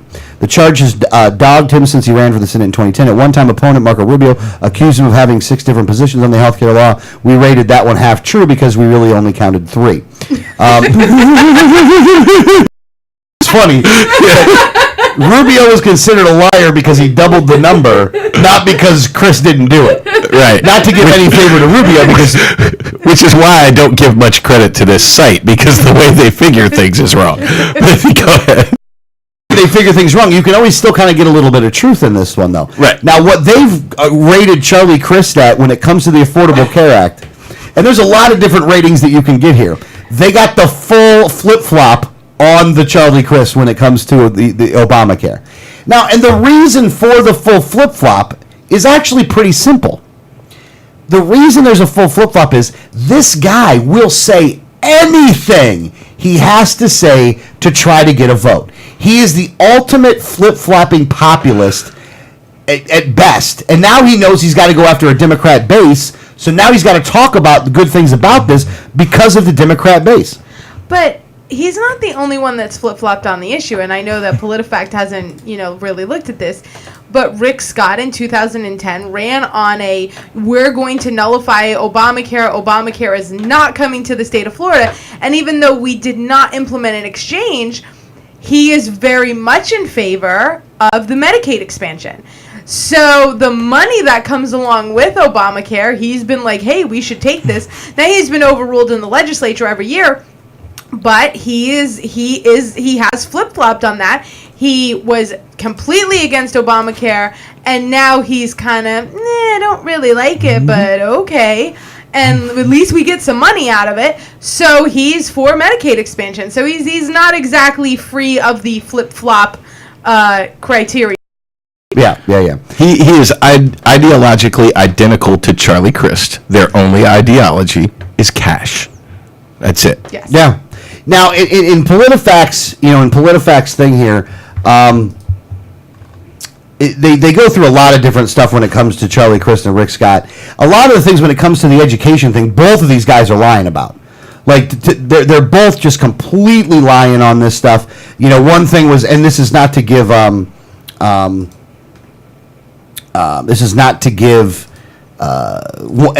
side a pass on this one, to be honest with you, but Rick Scott's like, well, teachers were fired underneath Charlie Crist, teachers were fired underneath Rick Scott, and that was basically mostly false. He's like, there's so many holes in what the guy said, he didn't really do a good job of actually being able to describe it. The problem comes into play, though, is that there's a whole lot of people that aren't actually hearing the entire story on this stuff, right, and that are using these things as talking points to one another. And it's almost like instead of having an actual argument over the issues, we're having an argument over some of the talking points. Well, I think that's almost all we're arguing over, not us in particular, but in the media. All they're arguing over is these talking points when none of it really tells the whole picture. I mean, they're going against even the budget numbers. They're using the wrong years for each of them when they talk about each other. They're saying that I created 600,000 jobs. Nobody's saying, hey, 98% of those never showed up. Your numbers are just wrong. And when the other one says, well, thousands of teachers lost their job. Well, you know what? There was more like 1,000 teachers that were not employed in education any longer. But they didn't really factor in that some of them just retired and didn't have their jobs filled. So, both of these guys arguing over the talking points. I increased the budget. No, I increased the budget. No, you cut the budget and then increase the budget. And at the end of the day, let's stop worrying about all of that and start actually asking them, what are you going to do in the next 4 years? And then decide if that's credible, and then decide if that's the plan we want. But right now, all we're doing is going back and trying to fact check attacks. Yeah, well, yeah, no, and that's true. And we've succumbed to some of those things as well. Only sometimes it's just to point out it's the unbelievable nature of the whole thing.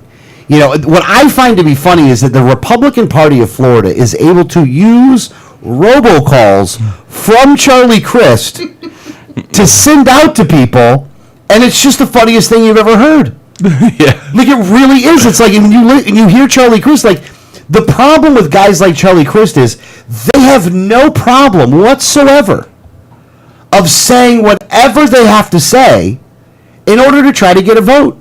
Like, there's no moral compass with Charlie Crist. There's no principles with Charlie Crist. And I think that's the problem. Do you really want a politician up there that really has no moral compass whatsoever, that will just do whatever? Is that what you want? I mean, we'll see what happens on November. And I do think that no matter who wins or no matter who loses, and this thing is up in the air. Anybody can win, anybody can lose, including Adrian. Whether they want to admit that or not, I've talked to way too many people that are not politically active that are already looking at Adrian, and it's getting those people out to the polls. And if we get enough of those people out to the polls, he wins. Yeah. It's just making sure those people go out and vote, which is not it's much easier said than done. Well, I mean, he's polling at up from 10 to 13% of just likely voters. These are people that go out and generally vote for these two crappy candidates. And he's getting, up to 13% of those people, and they're not even taking into the account the large amount of people who are going to be voting in this election literally for the first time or the first time in a long time. Correct. Now, and you got to remember this too, is that all Adrian has to do, let's go with 13%. Let's go with 13%. He only has to get 21 more percent. Right. And he wins. Mm-hmm. And neither one of these guys are north of 50 right now. They're not even close. No. And that's likely voters. And they're dropping. Yeah, and they're dropping. I mean, it's a weird kind of dynamic as you watch it. What happens is one is in the 40s sometimes, and then one is like in the low. One's in the. They're both in the low 40s. Then one drops down into the 30s. Then they both drop down into the 30s. Then they have another poll where they switch it up a little bit, and then they get them back to the 40s. But they're on the down line. They're in the down line. They're not in the up line.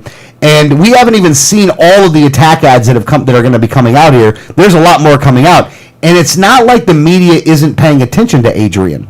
They're not doing what they did to me in 2010. They are reporting on Adrian. Adrian is going out to these different places. And while he may not always get fair coverage, the coverage has been, all things considered, about as fair as I could have ever expected. Mm-hmm. Oh, yeah. I think the coverage has been fair. We did a large media day in Central Florida yesterday, so we were at NPR Radio, we were at Channel 13, we all over the place. There was a 95.6 FM station did a pre-record, so we were all over, and that was just yesterday. That's not even including the entire media day we did in the Panhandle, or the media that is calling every day to do more stories and stuff. So I can't complain about the media coverage. Even we even have where they had polling criteria that you had to hit and wouldn't include your name in the poll. We haven't even seen that. Since July, Adrian has been included in every single poll I've seen.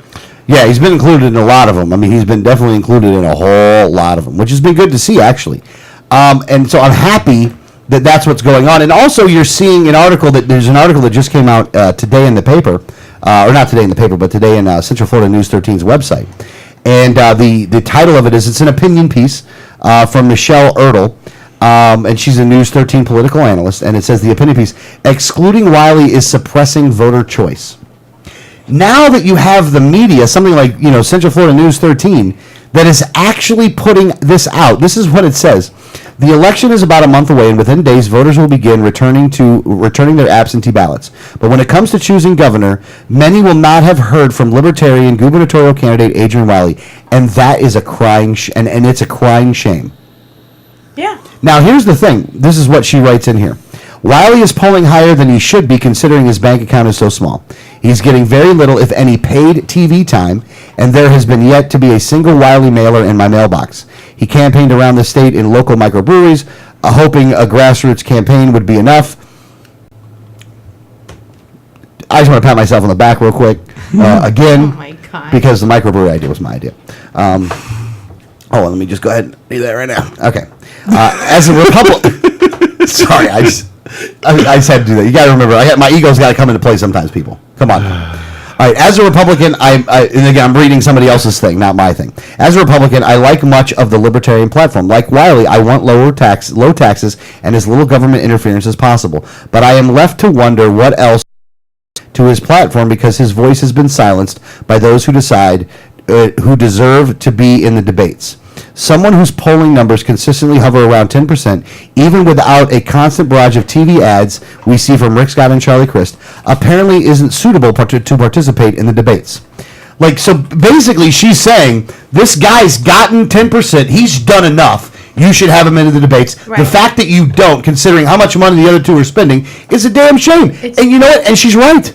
Yeah, absolutely. Mm-hmm. And more reporters are starting to say that. More and more reporters are like, wait a minute. This criteria is a little ridiculous at this point. The guy is campaigning just as much as anyone else. This is a credible... There's no reason to keep him out anymore except to silence a third-party voice. Yeah, not only that, but she wrote in this, and this is another thing. The debate organizers aren't the only ones ignoring libertarians. The Florida League of Women Voters, who says it is a nonpartisan organization, is now suppressing choice by excluding Wiley and other libertarians from their voters' guide. One has to wonder if their choice suppression is politically motivated to help their not-so-subtly favored political party or a mere oversight. Now, I would argue it is the first one and not the second one when it comes to the League of Women Voters. And it is not something that we have done a whole lot of discussion on right now as this thing. But after November, this is one of the big ones that I'm personally going to be going after. And I'm going after the League of Women Voters for this, because this is disgusting. And they should know better. For an organization that used to be in charge of the debates when it came to president and then lost that, For them to act this way now is really just disgusting, and they're going to have to change their ways on this. They are going to have to change their ways on this, and if they don't, then we're going to have problems moving forward, and we're going to go after them for their nonpartisan status, because they need to change their thing from nonpartisan to bipartisan, because on the front of their things it says nonpartisan, and yet they only included Democrats and Republicans. They did, by design, make it so you didn't know about other options. They did that on purpose, and I really am ashamed of the Florida League of Women Voters for doing this. They really did a disservice, and I hope that they're not going to change their ways on this election cycle, but on 2016 they better change their ways on this if they want to continue to be any bit of a credible organization on this one. Anything you wanted to add to that? Sorry. I'm not. I have nothing to say about the League of Women Voters. I mean, it's a fight that other people will take on later on. I will not be. Okay. So that I mean, and I know people do want to. I understand, and I wish them luck, but it's just not a fight I'm taking on. I got you. No, I completely understandable on that one. I mean, I understand why you're saying that as well, and I think that from now to November, it's not something that I would be concerned. I'm not concerned with. But it is something that I think that action needs to be taken. If at the minimum that I schedule a meeting with the League of Women Voters to say you really need to not do this anymore, you need to include everybody in there. The only thing that I end up doing is going to them and saying this is what you guys need to do moving forward. You really should, because if you're going to claim to be nonpartisan, you need to act. That may be the only thing that I do. Right. But I do want to see what they're going to say about that and what they're going to do moving forward. And if they'll put out something to say that moving forward we are going to be more inclusive and not so exclusionary. Because these guys are putting their voter guides in supervisor of elections offices. If they were just putting out their own thing and that was it, and that's all they were doing, I wouldn't have a problem with it. They're putting their information in places that are government buildings. Those government buildings shouldn't be doing that, because that is that actually is against the law, and that is a fight that I will be looking into after November, but not particularly against that organization. Over government buildings should not be putting out any guides from any organization, because that is literally against they have very strict laws that say that they cannot in any way be trying to sway voters. So anything they put out is a violation of the law. So that is something that we'll look into after. And the thing is that what the Florida League of Women, and this is how it worked around it though, what the Florida League of Women Voters did is that they claimed that they were only putting out information, not a guide having to make a selection, just information on all the voters. And while I don't have a problem with that, I don't think that's a bad thing. If they said, here's all the people that are running for office for these positions, and here's all the information, do what you want to do with it, I don't have a problem with that. No, I actually do have a problem with that being in a government building. I do. They shouldn't be swaying a voter in any direction at all. And even giving them the information other than a name is swaying a voter. All right. We'll have that discussion for another day. Or actually, at least not right now, because we got to take a break. So let's take a break real quick. And honestly, that's I enjoy a spirit issue as well, Danielle. I think we'll have a good time with that. No ill will whatsoever on that one. I think you're wrong, but we'll go with that. All right, let's take a break real quick. When we get back, more on the gubernatorial campaign. You're listening to Liberty Underground.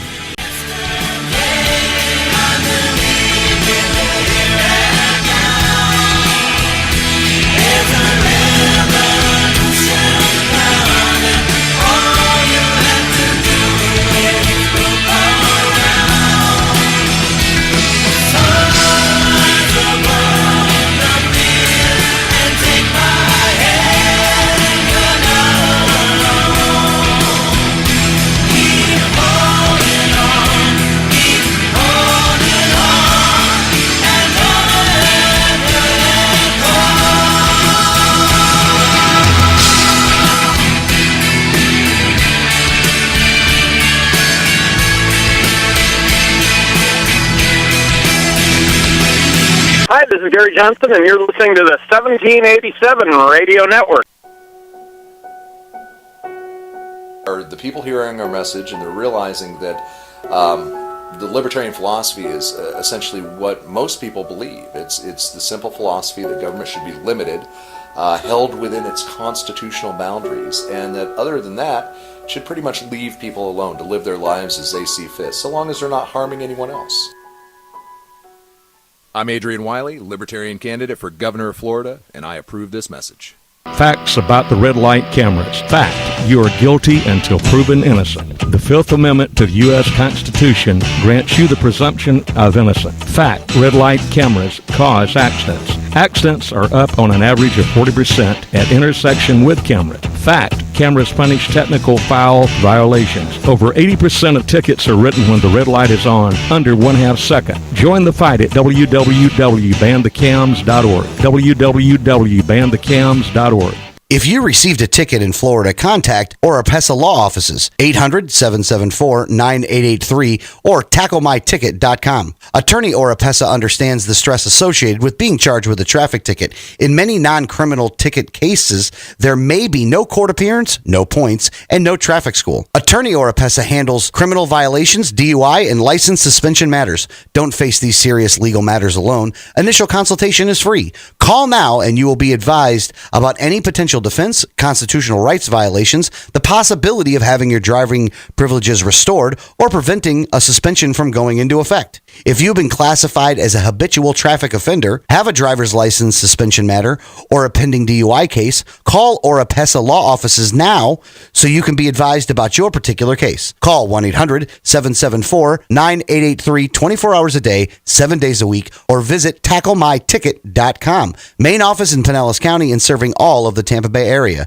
Find out more at tacklemyticket.com. Mention Liberty Underground and get 25% off. Liberty starts with a like. Facebook.com/Liberty Underground. You know Going Postal offers shipping with UPS, FedEx, and DHL International, and they're a full-service post office. And Going Postal is not just your one-stop shop for shipping. They offer copying, laminating, faxing, packaging, and they even have a notary public service. Visit our friends at Going Postal at the following convenient locations: Palm Harbor at the corner of Tampa Road and County Road 1 in the Sweet Bay Plaza, St. Pete on 66th Street, just south of Tyrone Boulevard near Publix, and be sure to visit their newest location at 35595 US 19 North at Alderman Road next to Publix in Palm Harbor. When the unthinkable happens, it doesn't matter if you save money in 15 minutes. It doesn't matter if your neighbor has the same insurance you do. In this moment, what matters is the quality of your independent agent and the company that stands behind them. Auto Owners Insurance has been recognized as highest in customer satisfaction with the auto insurance claims experience 5 years in a row by J.D. Power and Associates. For award information,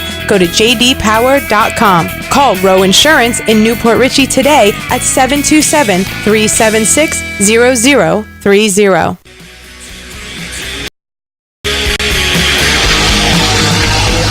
Welcome back, Liberty Underground, 787network.com. There is a new segment that we are starting this week. We talked about it in the first hour of the show, so if you're only listening Talk 1340 and you didn't hear us tease this, then make sure that you go to 787network.com, go to our YouTube channel, and listen to all 3 hours of the show. But also listen to your third hour on Tan Talk 1340 because Tan Talk is good people and they do good things and they let us go on the air and talk about this stuff. So kudos to Tan Talk 1340. But a lot of times libertarians are accused of being tinfoil hat conspiracy theorists, and I find that very funny. Well, ironic, considering that a lot of times that the people that are calling us tinfoil hat conspiracy theorists have some conspiracy theories of their own that are very wild. So not only is the GOP co-opt, nonpartisan organizations along with the Dems, they are now trying to co-opt our tinfoil hat, which I am very glad to give it to them. However, we have to mention this out. So today's segment is the Republican conspiracy theory of the week. So this is a new segment. We have no music for it. Matter of fact, let me go. We'll have to find music for it. Yeah, we'll have to figure out a good song for that. Here we go. The Republican conspiracy theory of the week. Danielle, please give us the Republican conspiracy theory of the week. Okay, well, I hear, lots of Republican conspiracy theories all the time, but this one actually made me spit my coffee out and laugh. As I was watching an online debate on Amendment 2, the medical marijuana bill, which has brought out all of the crazies in the GOP, I'm reading down this, these Republicans saying why they're opposing it, and, libertarians saying why, trying to impose your tyranny on me. Play out. and I'm not saying anything, and then someone says, you guys just don't understand. You haven't read the book, this blue the Democrats have put out on how they're going to take over elections. And if you were to read that, you would understand why we have to vote no on Amendment 2. And what this is she has this book that was written by a Republican on how the Democrats are taking over elections and are going to keep winning elections all over the country by passing state initiatives on medical marijuana. So weed.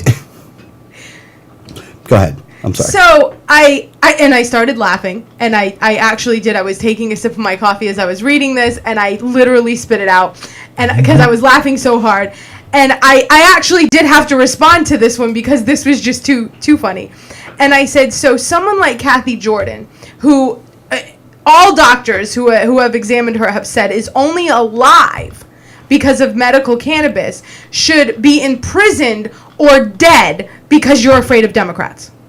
Now, don't get me wrong. The Democrats, John Morgan, is trying to use Amendment 2 to increase voter turnout of people that don't normally go out to vote, and they're thinking that they're going to be able to get more people to vote for Charlie Crist than for Rick Scott. So the problem with many conspiracy theories is that there is a hint of not truth, but there's a case that you could make that they try to increase voter turnout. Right. But the real reason that there would be any reason that it would work is because you Republicans are a bunch of authoritarian psychopaths. Right. The real thing is that they've identified an area in which you completely suck on. The Republican Party would like for the Democrats to not have that issue. They don't need to vote no on the issue. They need to understand that this is a freedom issue and that you don't have the right to get between the relationship between a patient and a doctor on what best medical treatment there is for the patient. If you would like to not be afraid of Democrats, the Democrat hiding under your bed to get you, just understand the issue better and get on the right side of the issue. You don't vote no on a good amendment because you're afraid of Democrats. Yeah. It's amazing that this is what they consider to be the wild conspiracy theory when the real solution to their problem, and they could undercut the Democrats. They could have done it already. Yeah, they could have done it already by undercutting the Democrats and saying, let's go ahead and just make this legal. Now, they tried to pull this crap off with Charlotte's Web, and we see why they passed Charlotte's Web, which does nothing. There's so few minutia of people that get help with Charlotte's Web. It's not even funny, and they're making it like it's the end-all, be-all. Well, there's so few that even can get help according to the legislation. If I understand correctly, no one has been helped by it yet. Well, no, it's going to take about 1.5 years to implement, so nobody's even eligible for another 1.5 years. But when I read the Charlotte's Web bill, and I think anything moving forward is a move forward, so I do appreciate the move, but I literally nicknamed this the Nobody Gets Cannabis Act. Yeah. Yeah, nobody gets it, which is fine. It really is amazing, though, that this is what we have going on here, and this is the wild conspiracy theory of the week. Again, they accuse libertarians of having all of these wild conspiracy theories. This is really crazy talk. It's taking, like, you're on the wrong side of the issue anyway. The Democrats recognize that and exploit that to their advantage, and somehow this is a conspiracy theory as to why they're doing it. Maybe the Democrats are doing it because they understand that you shouldn't make it illegal. Which I know that, because I know the Democrats don't understand how we should have a patient, doctor-patient relationship and that the government should stay out of it. Obamacare, for Pete's sake. But in this specific part, they're right. They should not be involved in the middle of the relationship. I just wish they had ideological consistency here. Did anyone comment to that woman and tell her that she is actually enabling the Democrats, that Democrats have a better chance of winning elections because of ridiculous nonsense that Republicans spew, such as this? I did, actually. Okay. The second part of my comment back was, if any of you guys would like to know how you couldn't even beat Obama when his approval rating was at 30%, look at the comment above. Yeah. Because you are the reason why you're losing. Yeah. Yeah. It really is. I mean, here's the thing. When you love hearing at times, well, how do we get the youth in here? I don't understand how we got to get the youth in here. And where are the minorities at? We need more minorities. Well, you know what? Maybe if you didn't hate them. Yeah. If you didn't hate them, if you didn't speak in such a way, wish to demean them and make them second-class citizens. Make laws against them. Yeah. You are the party of old rich white men. You own that and you are proud of it. So don't ask why all you get is old rich white men. Yeah. I mean, now there are people in the Republican Party that actually try to understand something like this, and the problem is that you throw those people out of the rep. Well, the thing is, once they come to the conclusions and understandings of why it is that way, they change to libertarian. Yeah. Yeah, they do. No, absolutely. Now, one other thing I wanted to bring up here. Now that we've done the wild Republican conspiracy theory of the week, a good friend of the show, a good friend just in general, by the name of Francisco Rodriguez, who is still a registered Republican, he sent a letter to the campaign about why Republicans should endorse Adrian Wiley. I really want to find one from Democrats too. I might have to do that one myself. But why Democrats should support Adrian Wiley? But dear Adrian, we know each. I'm going to read some of the stuff. I'm not going to read the whole thing, but I'm going to read some of the stuff here.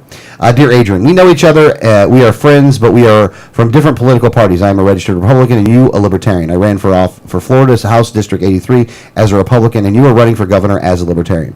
We are different because you belong to one party and I another, but we are the same because we both believe in maximum liberty for the people of Florida. You have my endorsement for governor of Florida, and I expect other Republicans in Florida will join me in endorsing you. Feel free to use the below to encourage them. I'm not going to give you the whole thing, but I'm going to give you the reasons, though. He said reasons for it. Reason number one, the party is not enough reason to vote for someone who opposes liberty in virtually every area of life. Now, here's the thing. For Charlie Crist, it's the same thing. For a Democrat, it would be the same reason. Party's not enough. The second reason, as if number one wasn't enough, it's because of your family, which could go there as well. Number three, government is broken and bigger government is not the solution. Okay. That could go both ways there, actually. Republicans must vote for Adrian Wiley because he is a real person who works day in and day out for his family without looking for government handouts. Charlie Crist and Rick Scott both are looking for government handouts. Because we can change the state of Florida by showing all Republicans that liberty is more important than a party. That's another big one right there. If you really want to talk about unity and getting together, that's the number one thing right there. Because liberty is more important than any political party. And if you have the right person who's running on a good liberty platform, regardless of their party affiliation, you should vote for them. Yes. And I think that we on this show have proven, even though that, I'm an officer for the party, Danielle, a former officer for the party, still involved in the party, Greg, officer for the party as well, is that we have, on occasion, when it's been merited, supported people that were either Republicans or Democrats, because remember Swope. Mm-hmm. In Pinellas County, you got Swope and you have Roche. Mm-hmm. Two great examples. We supported those people very publicly, very actively. And it was because... Yeah. You guys would agree on that. And personally, we put out our own endorsements for Democrats and Republicans over the years. And we don't blindly follow our own party, although, most of the time our candidates are the best person in the race. If they weren't, we wouldn't support them either. But not often. And I will add to that in that there are libertarians that I have not voted for. There are libertarians that I will not vote for. Bob Barr? Yeah, absolutely. Bob Barr. He makes me so mad. But there are libertarians from the past. There are people who, if they will run as a libertarian, I will not support them. And that is because I vote for individuals. Mm-hmm. I am registered with the Libertarian Party. I'm an officer of the Libertarian Party. I am not blindly loyal to the Libertarian Party. And just because you call yourself a Libertarian does not mean that I agree with you on anything or everything, and it doesn't mean you have my vote. Because just like the Democrats and Republicans don't own my vote, neither do the Libertarians. Right. No, and that's, I think that comes down more than anything else. Nobody owns my vote, but nobody owns your vote either. So every person that's listening to this, nobody owns your vote. You own it. It's yours. It's your voice. It's your choice. Vote for who you want, not who you don't want. Yeah. Voting out of fear has gotten us to the position that we're in right now. And while it is a very effective tool, you need to stop. I mean, if you're going to continue to do the voting out of fear, because everybody that's listening to this, if you're a Democrat right now, you're going, but Rick Scott is so bad. Charlie Crist has got to be, he's just a little bit better, but he's better, and that's enough for me to vote for him. There's Rick Scott people going, Charlie Crist is so horrible that there's no way, Rick Scott's not the best thing. I know he's against some of the other stuff that I'm for, but I got to vote for him, vice vote for the other guy. Listen to yourselves. I mean, really, listen to yourself. Is that how you want to live your life? Because you are living your life based off of fear. You're voting out of fear. Here's the thing. At the end of the day, all right, let's say you're a Democrat, and Rick Scott wins re-election. The world is not going to end. It's just not. It's going to be the same as it is. About as crappy as it was, and maybe continue to be a little bit more crappier. And you don't like Rick Scott, and I understand, and we don't want to see that. I don't want to see the guy in the governor's mansion any more than you do. But is it really going to change? No. Here's the thing. Let's say it's Charlie Crist, and you're like, oh boy, if Charlie Crist gets in there, it's just the worst thing in the world. It's horrible. Really? Really? Is that really going to happen? No, it's not really going to happen. Again, Charlie Crist was governor before. Now, don't get me wrong, he was a horrible governor before. Just as horrible as Rick Scott. Just as horrible as Rick Scott. I mean, there's differences of opinion on as to how horrible one is than the other, and you can argue the minutia of it, but it's like saying that, well, I would rather be poisoned by cyanide. There's no way I would be poisoned, with some other kind of, what's cyanide or what's something else? I'm drawing a blank. Drano. Okay. There's no way I ever want to be killed by Drano. I want to be killed by cyanide. Antifreeze. Yeah, we'll go antifreeze and Drano. Antifreeze is the best way to do it. There's no way I'm going to... while it's still going to kill me, I would much rather have that than the Drano. And then the other guy goes, well, I can't stand Drano. Antifreeze at least tastes a little bit like Mountain Dew. So I'm at least going that way because it tastes better on the way down while I'm going to die. It's poison either way, man. It really is at the end of the day. And there is very little change that will actually happen with either Rick Scott or Charlie Crist. The trend line will not adjust that much with either one. The only candidate that will actually adjust the dang trend line is Adrian. That's the only one. And you may not like all of his ideas. But here's the thing. At least you know what they are. Well, yeah, one, you know where they are. You know where he does stand. The other one is, we need to get our fiscal house in order in Florida. We need to make sure that we actually have jobs coming to Florida. And Rick Scott's not doing it. The reason why Adrian can do it is because he knows that government can't do it. Rick Scott uses your taxpayer money to create fake jobs for photo ops. That's what he does. Whether he wants to admit that or not is inconsequential to that is the fact. Whether he wants to admit that, that's the fact. When you go back and look at all the jobs he's claiming he's proposing, some of those companies haven't even moved to Florida. Some of those companies are in bankruptcy. Yeah, like the Democrats do when it comes to giving money to places like Solyndra. The difference is in the way in which they go about doing it, but the results are both the same. Now, Crist has changed his tune and flip-flop. I'll give you that. Right, this is the best way to gauge it. If the roles are reversed right now, and Rick Scott was the Democrat, and Charlie Crist was the Republican, and they both changed their talk track, but they had the same records that they had right now, can you as a Democrat honestly say that you'd leave the Democrat and vote for the Republican? And for the Republicans, can you honestly say that you would vote for Rick Scott because you're so scared of Charlie Crist, but even though Charlie Crist has the R next to his name? And if the answer to well, probably not, which it is, and you know it is. Be honest with yourself. You have to know that you're being led by fear, and you have to find out what's most important to you. What's the biggest problem we face in Florida at the governor's mansion? Well, and if everybody, and this is, polling shows, we all think that neither one of them are honest. So even if they're talking to you and saying the things that you want to hear, you already know they're a liar. Yeah. Not just that, though, but what is one of the biggest problems that we have up in Tallahassee? What problem has to be solved before we can even fix the rest of the problems? Corruption. Would you agree? Again, I know you guys are going to agree to this, but really, I mean, do you really agree with that, right? Oh, absolutely, 100%. Here's the thing. I'm not putting you on the spot, but I do want to ask you a question. I'm going to go to Danielle first, and then I'm going to go to Greg. Why is that the big issue? We can't change anything until we interject some honesty in the conversation, because right now everything is being bought and paid for by corporations where the will of the people isn't being done anywhere. We can't even have an honest conversation on the issues because our issues are being clouded by who the largest donor is. Greg? Well, Florida has objectively earned the title of the most corrupt state government in the United States. It's objective by any measure. You cannot deny it. We are the most corrupt state government in the United States. It is not Illinois. It is Florida. We have been for a long time running. We have bought and paid for politicians in the governor's mansion and in the Capitol building. Tallahassee is like Mos Eisley. You will never find a more wretched hive of scum and villainy.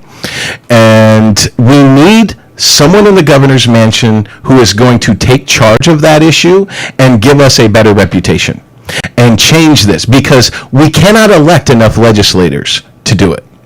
We cannot beat all the legislators that are entrenched, that are giving us this reputation. So we need the top man, the leadership of Florida, to make an example and be an example and change the course of politics in the state of Florida. There's no other way around it. We cannot do it legislatively. We cannot vote all the legislators out. We have to do it with the governor. We need proper leadership, and that's why we have to do it. Yeah. That's why we need Adrian Wiley to lead the charge against the corruption in the state of Florida. Yeah, no, I completely agree with you there. And I'm with you on this. This is the thing, and one of Adrian's big thing is the corruption aspect. And if the only thing he was able to go up there and fix was the corruption part, to be honest with you, that would be worth it to me. Oh, that would absolutely be. Yeah. Because that's the thing that needs to be fixed before we can get any further. Now, and here's the other thing. When it comes to corruption, can anybody that's listening to this program honestly say that either Charlie Crist or Rick Scott is going to talk about corruption? I mean, is there any case to be made for either one of them when it comes to corruption? They're participants in it. They're participants in it. Quite frankly, I would like for the vote of registered voters in Florida to have more bearing on the direction of Florida legislation than Big Sugar's money. Mm-hmm. And until we have a governor that takes on that issue, that's not going to change. Big Sugar will have more say as to what goes on in the state of Florida than all of the registered voters in Florida combined. That's it. It's that simple. Yeah. Now, and in saying that, I want to address one other thing before we end the show right now. In saying that, it's almost like you guys are against business. And that is totally not the case. The reason why it's not the case is we are not necessarily pro-business as much as we are pro-markets. Right. And we are actually much more pro-small businesses who are able to just make it on their own, who aren't asking the government for anything, than big businesses that are, and not all big businesses do this, but some of them do, that utilize their influence to be able to pay off politicians to draft policies that give them an advantage over their competition. That is wrong. That is one of the things that you hear a lot happening on that Democrats will talk about, even though their solution is more of the same. They don't actually mean it when they come to a solution. They will identify a problem about the big corporations and the special influence, but they're only mad because they're not getting the money. The second that they get the money, it's a whole different animal for them. But as it stands right now, we need to make sure that what we're doing is getting things done the right way, and that is why you have to have somebody up there that first and foremost is going to what's the word for it? Is going to go after that issue first. Well, expose it and then prosecute it when he finds it. Yeah. And here's something that I was actually thinking on this the other night. I saw an interview with Adrian, I think it was down in Miami, and he brought up the corruption issue. She asked him for specific examples. In my opinion, I think the way Adrian should be responding with this to that question is, well, you guys know about all this. I'm not going to do the media's job. You know all of this corruption, and you refuse to because they blackmail you. They blackmail you with access and every other thing they can to prevent you from running these stories. You refuse to take the risk of naming the names, so why are you going to put the burden on me? It's not a bad thing going about it. That's my opinion. You can't do that. I know. I think Greg makes a point. I think you do both. I think you list two examples and say, and you need to do your job and get the rest of them out there because you guys are the ones that know all about this stuff. And I think you make a point there, but I think you list the examples because you're asked the question, right, and you answer the question, but then you go into that part. So shame them while answering their question. Yes. Middle ground. All right, guys. All right, well, last minute of the show, we really appreciate you guys listening. Website is 1787network.com, 1787network.com. You can go there, look at the articles, listen to the show. We got it on podcast. We got it on a lot of different outlets for you. We appreciate you listening. Hopefully you'll listen next week. You're listening to Liberty Underground. See you later.